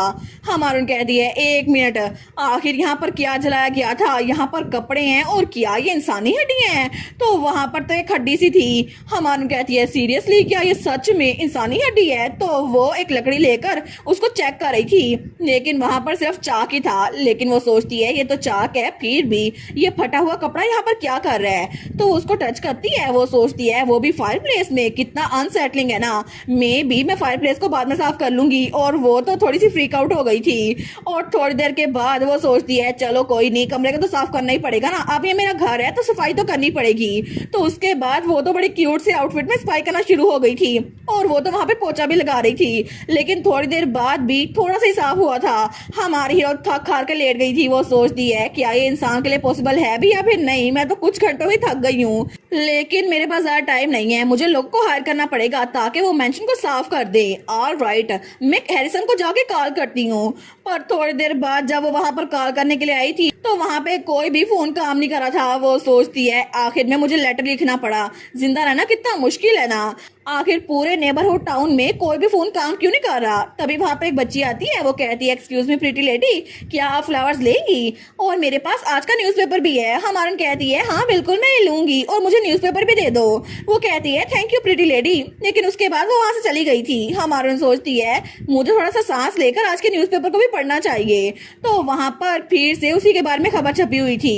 हाई सोसाइटी की पार्टीज, वो तो सोसाइटी की डार्लिंग के बगैर स्ट्रगल कर रही हैं। आखिर चेरी सिंक्लेयर कहाँ पर है? हमारी सोचती है फिर से वही खबर, लेकिन उसके साथ ही एक और खबर भी थी, सीग्रेव फैमिली। हमारी सोचती है सीग्रेव, ये तो हाउस सीग्रेव के बारे में है ना, जो लेजेंडरी फैमिली है जो कि फेरीटेल से बाहर लगती है। वो तो हीरोइक गार्डियन ऑफ ह्यूमैनिटी थे जिन्होंने दुनिया को इवल से बचाया था। तो हमारी हीरोइन कहती है कितना ग्रेट होता ना अगर सच में ऐसी कोई फैमिली एग्जिस्ट करती होती, मैं भी वो वायरस का क्योर भी ढूंढ लेती। तो उसी के पास ईडन भी आके बैठ गया था। तो वो कहता है आखिर आपको किसका क्योर ढूंढना है? हमारी हीरोइन उसको देखती है। वो कहती है एक्सक्यूज मी, आखिर आप यहाँ पर क्या कर रहे हैं? तो ईडन कहता है मैं तो अपना ऑफिशियल बिजनेस कंडक्ट कर रहा हूँ। हमारी कहती है ऑफ कोर्स। वो तो अखबार को मसल देती है। वो कहती है मुझे आप पे यकीन है। तो तभी वहां पर कोई जूस रखते हुए कहता है ये ले आपका ऑरेंज जूस। हमारी हीरोइन उसको देखती है तो वो वनीला ही थी, उसी घर की मालकन जिससे उसे घर खरीदा था। हमारी कहती है मिस रस्किन? तो वो कहती है बिल्कुल मैं ही हूँ। तो चेरी कहती है आप यहाँ पर क्या कर रही हैं? वो कहती है ये मेरी पार्ट टाइम जॉब है। हमारी कहती है क्या वनीला एक नोबल फैमिली से नहीं थी? वेल अच्छी बात है, आपको काम करना चाहिए। लेकिन वहां पर बिल्कुल खामोशी हो गई थी। हमारी चेरी कहती है कि आपको कुछ चाहिए? तो वनीला कहती है तुमने टिप नहीं दी, और वो तो उससे पैसे मांग रही थी टिप के तौर पर। हमारी कहती है ठीक है ये ले लो। लेकिन वो दिल में सोचती है वनीला तो जितना मैंने एक्सपेक्ट किया था ना उससे डिफरेंट है। अरे हाँ अब ये यहाँ पर है ही तो मैं इससे इसके बारे में पूछ लेती हूँ ना ब्लूप्रिंट पे क्या था। हमारी हीरोइन कहती है वेट मिस रस्किन। वो कहती है क्या हुआ? हमारी कहती है कि आप इसको देख सकती हैं, यहाँ पर कुछ चीजें हैं जिसकी मुझे समझ नहीं आ रही। और उसको वही ब्लूप्रिंट दिखाती है जहाँ पर कुछ चीजें लिखी हुई थी, ब्रूनल, स्प्रिंग वाटर, हैग, नोटिंगम। तो हमारी चेरी कहती है इसके बारे में मुझे कुछ समझ नहीं आ रहा, क्या आपको पता है ये है क्या? तो ईडन की नजर भी उस पर पड़ती है। वो सोचती है मुझे ये मीनार के ब्लूप्रिंट में मिला था, लेकिन मुझे इसके बारे में कुछ नहीं पता। तो वनीला उसको देख के कहती है, अच्छा ये, मुझे इसके बारे में कुछ ज्यादा नहीं पता। हमारन कहती है, ब्रूनल तो इस टाउन का नाम है और नॉटिंघम कैपिटल में एक स्ट्रीट है, लेकिन इसके अलावा स्प्रिंग वाटर और हेग इसका मुझे कुछ नहीं पता, और ब्लूप्रिंट में लिखा था इसको याद रखना, इसीलिए मुझे फिक्र हो रही है। वनीला कहती है, वेल मैं खुद श्योर नहीं हूँ, इसको मैंने नहीं लिखा, ये मेरे फादर की हैंड राइटिंग है, मैंने तो ये मीनार उनसे इनहेरिट किया था। हमारन कहती है, अच्छा ये बात है। वो सोचती है इसका मतलब है वनीला का फादर वो हैप्पी हाउस का ओरिजिनल ओनर था, तो उन्होंने ये सब कुछ अपनी बेटी के नाम कर दिया, लेकिन मीनार जरूर कोई इंपॉर्टेंट इन्फॉर्मेशन रखता होगा, और अगर इसको नहीं पता तो फिर तो बड़ा मसला हो सकता है। तो वनीला कहती है, अगर ब्लूप्रिंट पे लिखा है तो शायद मीनार के साथ कुछ तल्लुक हो। तो चेरी कहती है, लेकिन नॉटिंघम तो सिर्फ स्ट्रीट का नाम है, ये अनरिलेटेड है। तो वनीला कहती है, ये सच है, फिर भी मैं पूरी यकीन नहीं हो सकती, पता नहीं रस्किन फैमिली के कितने ज्यादा घर थे और सारे के सारे मेरे नाम हो गए हैं। मुझे लगता है कि नॉटिंघम स्ट्रीट पे भी मेरे नाम एक घर था। तो हमारन कहती है, हेग और स्प्रिंग वाटर के बारे में क्या? वो कहती है, मुझे इसके बारे में कोई आइडिया नहीं है। तो तभी ईडन कहता है, हेग स्ट्रीट असल में ये वेस्टमोर स्टेशन के करीब ही है। तो तब वो दोनों उसकी तरफ देखती हैं तो आराम से अपना जूस पी रहा था। तो हमारी हीरोइन सोचती है, मुझे पता था ये हमारी बातें सुन रहा है। तो वनीला कहती है, ये बात सेंस तो बनाती है, मुझे लगता है कि वेस्टमोर में मुझे एक घर मिला हुआ है। तो चेरी कहती है, फिर तो ये सारे घर आपके नाम है, फिर भी आपको पता है इनके साथ जो नंबर्स लिखे हैं उनका क्या मतलब है? वो कहती है, मुझे खुद नहीं पता, कुछ भी मेरे दिमाग में नहीं आ रहा, और वो तो बड़ी बोर हो रही थी। हमारी चेरी सोचती है, ये तो कोई ऐसा चेहरा है जब भी कोई डांट रहा हो तो जोन आउट होने पर चेहरा बनाती है। वो कहती है, थैंक यू आपकी इन्फॉर्मेशन के लिए। बाय द वे, क्या आपको कुछ पता है कुछ स्ट्रॉन्ग लोग का जो मेरी क्लीनिंग में हेल्प कर सके? तो वो कहती है, क्लीनिंग? हमारन कहती है, जी बिल्कुल, बहुत सारा फर्नीचर है जिसे मुझे बाहर निकालना है, और मीनार तो मेरी अकेली के लिए बहुत ज्यादा बड़ा है। तो वनीला कहती है, मैं कुछ लोग को जानती हूँ जो प्रोफेशनल नहीं है, लेकिन मैं आपको इंट्रोड्यूस करवा सकती हूँ। हमारन कहती है, ग्रेट, फिर तो और भी ग्रेट होगा अगर वो अपनी जुबान बंद रखे, मैं नहीं चाहती कि रूमर्स फैले। वो कहती है, ठीक है, लेकिन ईडन उसको बड़ा हैरान होकर देखता है। और थोड़ी देर के बाद जब वनीला काम पे वापस चली गई थी, हमारन सोचती है, चलो एक काम की फिक्र तो खत्म हुई। ओरिजिनली ये बात मुझे तंग कर रही थी, लेकिन इसमें तो सिर्फ रस्किन फैमिली की प्रॉपर्टीज का जिक्र है। आई गेस मुझे इसके बारे में फिक्र नहीं करनी चाहिए। और तब तो आराम से जूस पी रही थी, लेकिन तभी ईडन कहता है, क्या आपने ये देखा? हमारी हीरोइन सोचती है, ये फिर से आ गया। वो उसको अखबार दिखाते हुए कहता है, मैं सोच ही रहा था आपके बारे में मिस सिंक्लेयर, तो मैंने कुछ न्यूज़पेपर को सर्च किया और मुझे आपके बारे में बचपन में एक आर्टिकल मिला, क्योंकि मुझे कुछ इंटरेस्टिंग चीजें पता चली। तो हमारन कहती है, कुछ इंटरेस्टिंग? तुम खुद क्यों नहीं बता देते? तो वहाँ पर चेरी सिंक्लेयर के बचपन के बारे में लिखा था। चेरी सिंक्लेयर फैमिली की वारिस, वो तो दुनिया की सबसे बुरी क्रिकेट प्लेयर है। हमारी हीरोइन सोचती है, इसके हाथ में अखबार कहाँ से लग गया? तो चेरी कहती है, इसके बारे में क्या इंटरेस्टिंग है? तो ईडन कहता है, आखिर अब आप और खेलती क्यों नहीं है? क्योंकि अगर आप जरा खेलती तो आप तो एक प्रोफेशनल बन सकती थी। हमारुन कहती है, तुमने आर्टिकल पढ़ा है ना? है ना, मैं बहुत ज्यादा टेरिबल थी, मैं इसको खेलने में बिल्कुल भी अच्छी नहीं थी। सिर्फ एक ही वजह थी जिसकी वजह से मुझे क्लब में एंटर किया गया था, क्योंकि मेरे फादर ने बहुत सारी डोनेशन दी थी और सारे लोग सिर्फ मेरी झूठी तारीफें करते थे। मैं असल में इसमें टैलेंटेड नहीं थी। पहले मुझे लगा था शायद मैं खुद से अपने लिए कोई जगह बना सकती हूँ, लेकिन अब इस बारे में सोचूं तो क्लब सिर्फ मेरी फैमिली का नाम चाहता था, मुझे नहीं। तो हमारा हीरो ईडन कुछ नहीं बोलता। तो वो कहती है, मैं बहुत सारे लोग को जानती हूँ जो कि मेरी लाइफ में ऐसे थे जिनको सिर्फ मेरा नाम चाहिए था, उनको मुझसे कोई मतलब नहीं था। तो चेरी सोचती है, अगर उस वक्त मेरे पास इतनी स्ट्रेंथ होती ना तो शायद मैं अच्छी क्रिकेटर बन सकती। लेकिन तभी ईडन बिल्कुल खामोश था, कुछ बोलता ही नहीं है। तो चेरी सोचती है, एक मिनट, ये कोई और बात नहीं करेगा? मुझे लगा था शायद ये और बातें उगलवाएगा, लेकिन इसकी पर्सनैलिटी देखकर लग रहा है कि दिल का अच्छा इंसान है। तो हमारी चेरी रोने का नाटक करते हुए कहती है, मैं अभी बिल्कुल ठीक हूँ, बहुत सारा टाइम गुजर गया तब से, लेकिन लोगों को मेरे बारे में बुरा आइडिया हो रहता है। शायद उनको लगता है कि मैं अपने मीनार में कोई स्लैश फंड या फिर गर्ल्स छुपा के रखती हूँ। तो ईडन उसको घूर के देखता है, उस बेचारी को तो शर्मिंदगी हो रही थी क्योंकि उसने ऐसा कुछ कहा था। हमारी हीरोइन कहती है, एनीवेज मुझे और भी काम करने हैं आपके ऑफिशियल बिजनेस के लिए, गुड लक सर ईडन। तो उसके बाद वो वहां से जाते हुए सोचती है, चलो अच्छा हुआ इसे जान छूटी, लेकिन मुझे पता था कि मेरे रोने का तरीका इस पे काम नहीं करेगा क्योंकि ये हैरिसन नहीं है। फिर भी मुझे बहुत ज्यादा अजीब लग रहा है, मैं अपने आप को ईडन के सामने ऐसे पकड़े नहीं जाने दे सकती।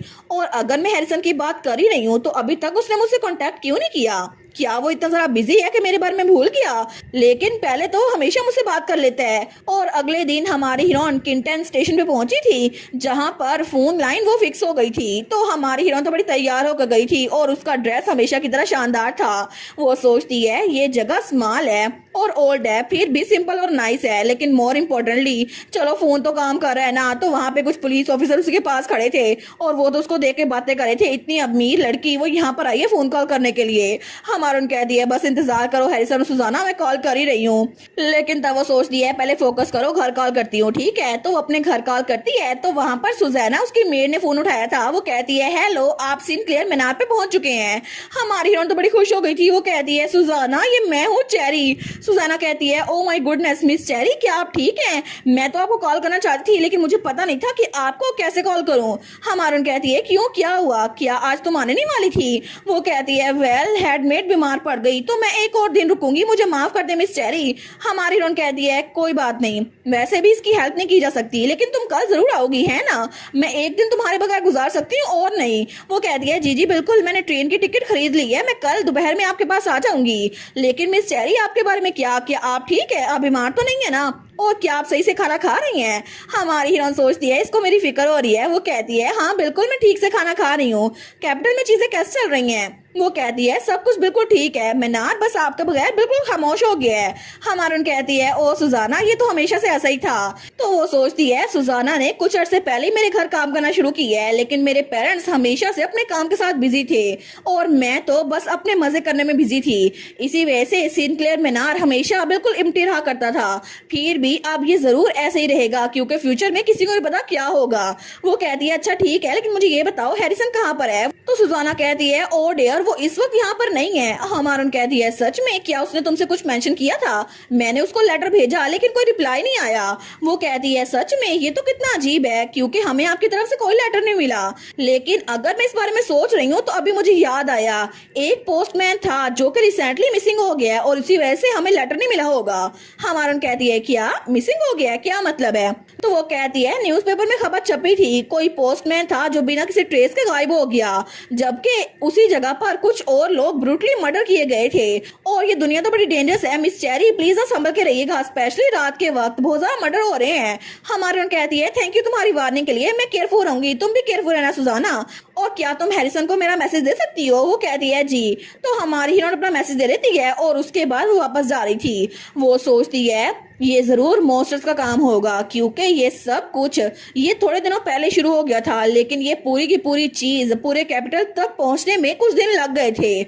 और मुझे लगता है कि ये दुनिया जल्द ही अपने कोलैप्स की तरफ बढ़ने वाली है। लेकिन अगर ऐसा ही है, चाहे यहाँ पर ईडन हो या फिर ना हो फर्क नहीं पड़ता, क्योंकि चाहे कुछ भी हो जाए मुझे जिंदा रहना होगा। और अभी तो मैंने तैयारी शुरू की है, इससे पहले कि वो मॉन्स्टर्स आना शुरू हो जाएं मुझे सब कुछ पहले खत्म करना पड़ेगा, क्योंकि जिंदा रहने के लिए हमें सबसे पहले खुद पे यकीन करना पड़ता है। हमें ब्रूनल का पुलिस स्टेशन दिखा जाता है जहां पर ईडन बैठा कुछ डॉक्यूमेंट्स देख रहा था। वो कहता है वेस्टमोर सिटी की गोस्ट स्टोरीज, मुझे लगता है ये वही जगह है जहां पर वो दोनों पहले बात कर रहे थे, लेकिन वहां पर अनसॉल्व्ड केस फाइल्स थी। तो वहाँ लिखा हुआ था पिछले साल इसी टाइम तकरीबन वहाँ एक घर से इंसानों के चीखने की आवाज़ें आती थी और कभी कभार तो उस अबंडन हाउस में जो कि वेस्टमोर में था उधर से तो कुछ लोगों के चिल्लाने की और वुल्फ्स के हाउल करने की आवाज़ आती थी, जैसे वहाँ पर बहुत सारे लोग हो। लेकिन पुलिस को वहाँ भेजा गया, फिर भी कुछ नहीं मिला और टोटल 10 रिपोर्ट्स मिली थी और 10 से ज़्यादा रेसिडेंट्स उस एरिया में मिसिंग हो गए थे। फिर भी आखिर में क्राइम का कोई क्लियर एविडेंस ना होने की वजह से उसको किसी घोस्ट स्टोरी की तरह डिसमिस कर दिया गया था। तो तब वो सोचता है ये कितना अजीब है, ये incident same to same Nottingham street की तरह है और वहीं पर मुझे ये ब्रोच मिला था और ये ब्रोच ये तो उसी औरत ने गिराया था ना जो कि अरोरा की सेवियर थी। और तब वो उसको सीधा करता है तो वहाँ पे CS लिखा हुआ था। वो सोचता है इसके इनिशियल तो चेरी सिनक्लेयर की तरह लगते हैं, फिर भी वो लड़की जो वहाँ पर आई थी उसकी आंखों का कलर भी बिल्कुल सिमिलर था। वो सोचता है आखिर मैं क्या ही सोच रहा हूँ, आखिर चेरी सिनक्लेयर किस तरह के इंसान है। वो तो तकरीबन हर रोज पेपर्स में फ्रंट पेज पे छपती है। ना सिर्फ वो तो गॉसिप मैग्नेट है, बल्कि वो एक सोशलाइट भी है और इसके अलावा बहुत ज्यादा पार्टीज करती है और पैसे को पानी की तरह बहाती है। वो एक बिगड़ी हुई लड़की है जिसके स्कैंडल्स कभी खत्म नहीं होते और इस सब के बावजूद भी उसका एटीट्यूड इतना बुरा है कि दूसरे लफ्जों में कहा जाए तो वो ट्रबल मेकर है, जो सिनक्लेयर फैमिली को लीड करने के लिए बिल्कुल अनफिट बैठती है। फिर भी ऐसा हो नहीं सकता कि वो लड़की और दूसरी लड़की जिसने मेरी बहन की जान बचाई थी वो लोग एक इंसान हो। तो तब वो सोचता है चेरी सिनक्लेयर तो कभी भी उस इलाके में जाएगी नहीं, क्योंकि अगर वो वहां पे फंस जाती ना तो सबसे पहले जान उसी की जाती। लेकिन इसके अलावा इलीगल आर्म्स के स्मगलिंग के तौर पर मुझे लगता है कि मैं उसको हीरो नहीं कह सकता। फिर भी तब उसे याद आता है जब हमारी हीरो ने कहा था मुझे क्लब में इसलिए नहीं जाना था क्योंकि वो मेरे फैमिली का नाम चाहते थे, वो मुझे नहीं चाहते थे। लोगों को हमेशा मेरे बारे में गलत आइडिया हो जाता है। तो तभी ये याद करके हमारा हीरो बुरा सा मुंह बना लेता है। वो सोचता है क्या मैं प्रेजुडाइज की वजह से अपनी जजमेंट को क्लाउड कर रहा हूँ? नहीं, मुझे ऐसा नहीं सोचना चाहिए, मे भी वो अच्छी लड़की हो। और तब वो पुलिस स्टेशन से बाहर आया था तो वहां पे कुछ लड़कियां बातें कर रही थी। वो सोचता है आखिर हो क्या रहा है। तो उनमें से एक लेडी कहती है ना, ये वही है ना जो स्केयर क्रो लेकर जा रही है और वहां पे हमारी हीरोइन बहुत सारे पुतले से लेकर जा रही थी। तो हमारा हीरो सोचता है नेवर माइंड, जो मैंने पहले सोचा था ये तो डेफिनेटली बहुत ज्यादा अजीब लड़की है। तो तब हमारी चेरी उनकी तरफ देखती है, वो कहती है हेलो, मुझे लगता है आप सबकी सब यहाँ पर गैदर हैं। तो तब वो औरतें उसकी तरफ देख करती हैं, ओह मिस, इस बार आप इस स्केयर क्रो को किस लिए यूज करने वाली हैं? तो हमारा ईडन भी पीछे खड़ा हो गया था। चेरी कहती है अच्छा ये, मैं तो सोच रही थी इसे लेकर नेक को स्लाइस करने की प्रैक्टिस करूं। तो वो लड़कियां तो डर जाती हैं। वो कहती है क्या क्या स्लाइस करना है? हमारा ईडन भी सोचता है आखिर ये क्या प्लान कर रही है। तो तब हमारी हीरोइन कहती है ओह डरे मत, मैं तो मजाक कर रही थी, वैसे भी मेरे गार्डन में बहुत ज्यादा स्पैरोज आ रहे हैं ना, इसी वजह से मैं उनको भगाने के लिए लेके जा रही हूँ। Well goodbye. और उसके बाद वो सारे के सारे स्केयर क्रोज को अपने एक ही हाथ में उठा कर लेके जा रही थी जो बड़े वजनी थे। तो हमारा हीरो सोचता है ये सच में बड़ी अजीब है। तो वो औरतें कहती हैं ये लड़की वही है ना जो अबंडन मीनार में रहती है, ये तो बड़ी अजीब है। तो दूसरी भी कहती है मैं भी एग्री करती हूँ, आजकल तो मीनार में ये बहुत सारी चीजें लेके जा रही है। तो पीछे से ईडन कहता है क्या ये विलेज में अक्सर आया करती है? तो वो लड़कियां उसको देखती हैं। वो कहती है ओ माई, क्या तुम नए ऑफिसर नहीं हो? तुम तो क्लोज से देखने से और भी हैंडसम लगते हो। और उस अबंडन मीनार वाली लड़की के बारे में हमसे बात ना करवाओ, कल तो उसने पूरा का पूरा ग्रोसरी स्टोर वो खाली कर दिया और आज वो पूरा का पूरा जनरल स्टोर खरीद कर ले गई है। ये तो ऐसा है जैसे वो वार की तैयारी कर रही है। तो दूसरी कहती है आखिर एक अबंडन हाउस में रहने वाली लड़की के पास इतने पैसे आए कहाँ से? और वो लोग तो बातें किए जा रही थी। हमारा हीरो सोचता है इनको ये बात नहीं पता कि इतने से पैसे चेरी सिनक्लेयर के लिए कुछ भी नहीं है, लेकिन पूरे गांव में किसी को ये बात नहीं पता। तो वो लड़कियां उसके पास आकर कहती है एनीवेज ऑफिसर, क्या तुम उसमें इंटरेस्टेड हो? वो तो बहुत ज्यादा खूबसूरत है ना, और वो तो देखने में बिल्कुल कोई नोबल लगती है। तो दूसरी भी कहती है एग्जैक्टली, हमने कभी भी उसकी जितनी खूबसूरत लड़की कभी नहीं देखी। हमारा हीरो सोचता है आखिर इनको ऐसा क्यों लग रहा है। वो कहती है अच्छा मुझे बताओ ना, क्या तुम उस लड़की को पसंद करते हो? और फिर वो कहती है हम इसे कैसे कहें, वो तो बहुत ज्यादा स्वीट लड़की है, बहुत ज्यादा स्वीटनेस वाली। हमारा हीरो सोचता है ये चेरी सिनक्लेयर तो स्वीट कह रही है, वेल आई गेस वो है तो बहुत ज्यादा क्यूट। फिर भी वो लड़कियां कहती है मुझे लगता है तुम दोनों का अच्छा मैच बनेगा, तुम दोनों तो इकट्ठे बड़े प्यारे लगोगे। हमारा हीरो कहता है ऐसी बात नहीं है। तो उनमें से एक लेडी कहती है ओ कम ऑन, तुम हमेशा उसका पीछा करते रहते हो। तो एडन कहता है ये बिल्कुल भी सच नहीं है। तो तभी पीछे से कोई और ऑफिसर आता है। वो कहता है यहाँ पर क्या हो रहा है? दूसरी कहती है ओ इंस्पेक्टर आप कहाँ पर थे? वो कहता है मैं तो कुछ चेक कर रहा था, ऐसा लगता है कि बहुत सारे हंटर्स अबंडन मीनार की तरफ गए हैं। आखिर तुम कहाँ पर जा रहे हो ईडन? तो ईडन जाते हुए कहता है मैं बस एक काम से जा रहा हूँ। तो पीछे से वो लोग कहते हैं ये जरूर यंग लेडी को देखने के लिए गया होगा, ये तो फिक्रमंद होगा। और सच भी यही था, क्योंकि इंस्पेक्टर के अल्फाज सुनने के बाद उसने डिसाइड किया था वो चेक करेगा। और थोड़ी देर के बाद हमें हमारी हीरोइन का मीनार दिखा जाता है जहाँ पे मरम्मत हो रही थी। वहां पे उसने सारे के सारे हंटर्स को बुलाकर मरम्मत का काम करवा लिया था। वो सोचती है सफाई के बाद अब बाहर की दीवारों को ठीक करवाने का काम रह गया है, और ये तो बहुत ज्यादा एक्सपेंसिव थे, लेकिन इन्होंने इस काम के बाद टाउन को छोड़ के चले जाना है, फिर तो और भी परफेक्ट है। तो चेरी सोचती है इनको हायर करना बड़ा अच्छा डिसीजन था। तभी पीछे से एक कंस्ट्रक्टर कहता है मिस आपने कहा था कि हमें इस वाल को और भी हायर करना है ना? हमारन कहती है बिल्कुल, इसे तो और भी लंबा करना है और इसके बाद आप लोगों को बाहर की साइड पर आयरन वाल टॉर्चेस भी लगानी होगी। वो कहता है क्या आयरन वाल टॉर्चेस बाहर की साइड पर? हमारी सोचती है मॉन्स्टर हीट के खिलाफ बहुत ज्यादा कमजोर हैं, इसीलिए फायर बेस्ट तरीका है उनको करीब आने से रोकने का। तो वो कहती है बिल्कुल बिल्कुल, आप इसको हैंडल कर लेंगे ना बाकी रिक्वेस्ट के साथ भी? वो कहता है मटेरियल्स अभी तक पहुंचे नहीं है, लेकिन जैसे ही ये सब कुछ हो गया तो मैं बाकी काम भी कर दूंगा, फिक्र ना करें, आप हमें अच्छी सैलरी दे रही हैं। तो चेरी सोचती है मैंने मैसिव स्टोन डोर को वहां पे मेन गेट की जगह रिप्लेस करवा दी है और ये तो बाहर से खोलना इम्पॉसिबल होगा एक बार इसको लॉक कर दिया, सिवाय मेरे, क्योंकि मैं तो बड़ी ताकतवर हूं ना। इसके अलावा अगर मैं यहाँ पर रही तो अंदर से कोई भी खोल नहीं पाएगा और इसी तरह मैं सेफ रहूंगी। और इसके अलावा ये रिपेयर तो बड़ी स्मूथली चल रही है, मुझे लगता है बस एक ही चीज रह गई है, उस हब को उगाना। वो सोचती है मुझे इन कपड़ों से नफरत है, फिर भी एल्फिनास जो मुझे नोटिंगम स्ट्रीट से मिला था उसको उगाने के बाद सब कुछ ठीक हो जाएगा। लेकिन उस बेचारी का ये प्लान वो जल्दी कैंसिल हो गया क्योंकि कुछ ऐसा हुआ जिसकी वजह से उसका प्लान बहुत ज्यादा डिले हो गया। और वजह ये थी कि थोड़ी देर बाद ही वो पुलिस स्टेशन में बैठी हुई थी। वो कहती है मैं आपको बता रही हूँ ना, ये ऐसा नहीं है जैसा आप सोच रहे हैं पुलिस ऑफिसर। तो वहां पे ईडन उसको ले आया था। हमारी हीरोइन कहती है ये सिर्फ मेडिसिनल हब है, उसके अलावा कुछ भी नहीं है। ईडन कहता है श्योर श्योर, लेकिन जिस मर्चेंट से मैंने इसके बारे में पूछा उसने कहा ये सस्पिशियस हब है, ये ड्रग प्लांट भी हो सकता है, डेफिनेटली इसके साथ कुछ गड़बड़ है और इसी वजह से मुझे आपको इन्वेस्टिगेट करने के लिए यहाँ पर लाना पड़ा। हमारी हीरोइन सोचती है झूठ बोल रहा है ये तो जानबूझ के मुझे यहाँ पर लेके आया ताकि मुझ पर इन्वेस्टिगेशन कर सके। वो कहती है अच्छा तो फिर तुम्हें आखिर मुझसे चाहिए क्या? वो कहता है मुझे आपकी कोऑपरेशन चाहिए। तो चेरी कहती है और मैं कैसे कोऑपरेट करूँ एग्जैक्टली, आखिर मुझे करना क्या होगा? वो कहता है जल्द ही यहाँ पर एक एक्सपर्ट पहुंच जाएगा जो इस प्लांट को एग्जामिन करेगा और कंफर्म करेगा कि आप इनोसेंट हैं या फिर नहीं, उसके बाद आप जा सकती हैं। हमारे सोचती है यहाँ पर क्राउड को देखकर लग रहा है कि सबको पता है मैं यहाँ पर आ गई हूँ। तो बाहर से सारे लोग कह रहे थे ये तो वही लड़की है जो अबंडन मीनार में रहती है। तो दूसरी लड़की कहती है मैंने रूमर सुनी थी कि ड्रग उगा रही है। हमारे यहाँ सोचती है ये मिसअंडरस्टैंडिंग है, आखिर मैं इस सिचुएशन में ड्रग क्रॉप्स क्यों उगाऊंगी? तो तभी वहां पर कोई आते हुए कहता है एक्सक्यूज मी, मैं यहाँ पर इन्वेस्टिगेशन को असिस्ट करने के लिए आया हूँ। हमारे सोचती है क्या वो यहाँ पर आ भी गए, आखिर ये एक्सपर्ट है कौन? लेकिन जैसे ही हमारी चेरी की नजर उस पर पड़ती है उसकी तो आंखें खुल गई थी। वो कहती है आखिर तुम यहाँ पर क्या कर रहे हो? तो वहां पर था नॉक्स कॉर्नर रुडफोर्डशायर जो कि हमारी कहानी का सेकंड मेन लीड होने वाला है। तो तभी वो हमारी चेरी को देखता है और उसको देखकर स्माइल करता है और वो लॉलीपॉप खा रहा था। हमारी हीरोइन सोचती है ये तो ओरिजिनल स्टोरी में लव इन अ रून्ड वर्ल्ड, उसमें अरोरा का सेकेंडरी मेल लीड था। मुझे पता था सारी चीजें बड़ी स्मूथली चल रही हैं, आखिर यहाँ पर क्या कर रहा है? और वो हमें बताती है नॉक्स कॉर्नर रुडफोर्डशायर ये हैरिसन की लेट वाइफ का यंगर ब्रदर है। इसको मैंने तब देखा था जब हैरिसन की वाइफ की डेथ हुई थी और उस वक्त मुझे इसके बारे में पता चला था ये तो रुडफोर्डशायर फैमिली का यंगेस्ट सन है, वो तो मेडिसिन में बहुत ज्यादा आगे हैं और स्पेशली एनेस्थेटिक में। ये बात सेंस बनाती है कि उन्होंने इसे भेजा क्योंकि कोकेन जैसे सब्सटेंसेस एनेस्थेसिया के लिए यूज होते हैं। और तभी वो सोचती है नावल में तो इसने बहुत सारे लोग की जान बचाई थी, एक मदर और बेबी की भी जान बचाई थी और आखिर सब लोगों में से जो के कैपिटल होने चाहिए थे उनका यहाँ पर क्या काम है? आखिर वो लोग इस गांव में क्या कर रहे हैं? क्या जो मैंने किया है यहाँ पर आके घर खरीदना, इसकी वजह से बटरफ्लाई इफेक्ट आ गया है? तो तब ईडन कहता है क्या सच में ये सिर्फ एक हर्ब है, तुम श्योर हो? हमारे दिल में सोचती है मैंने कहा था ना इसको।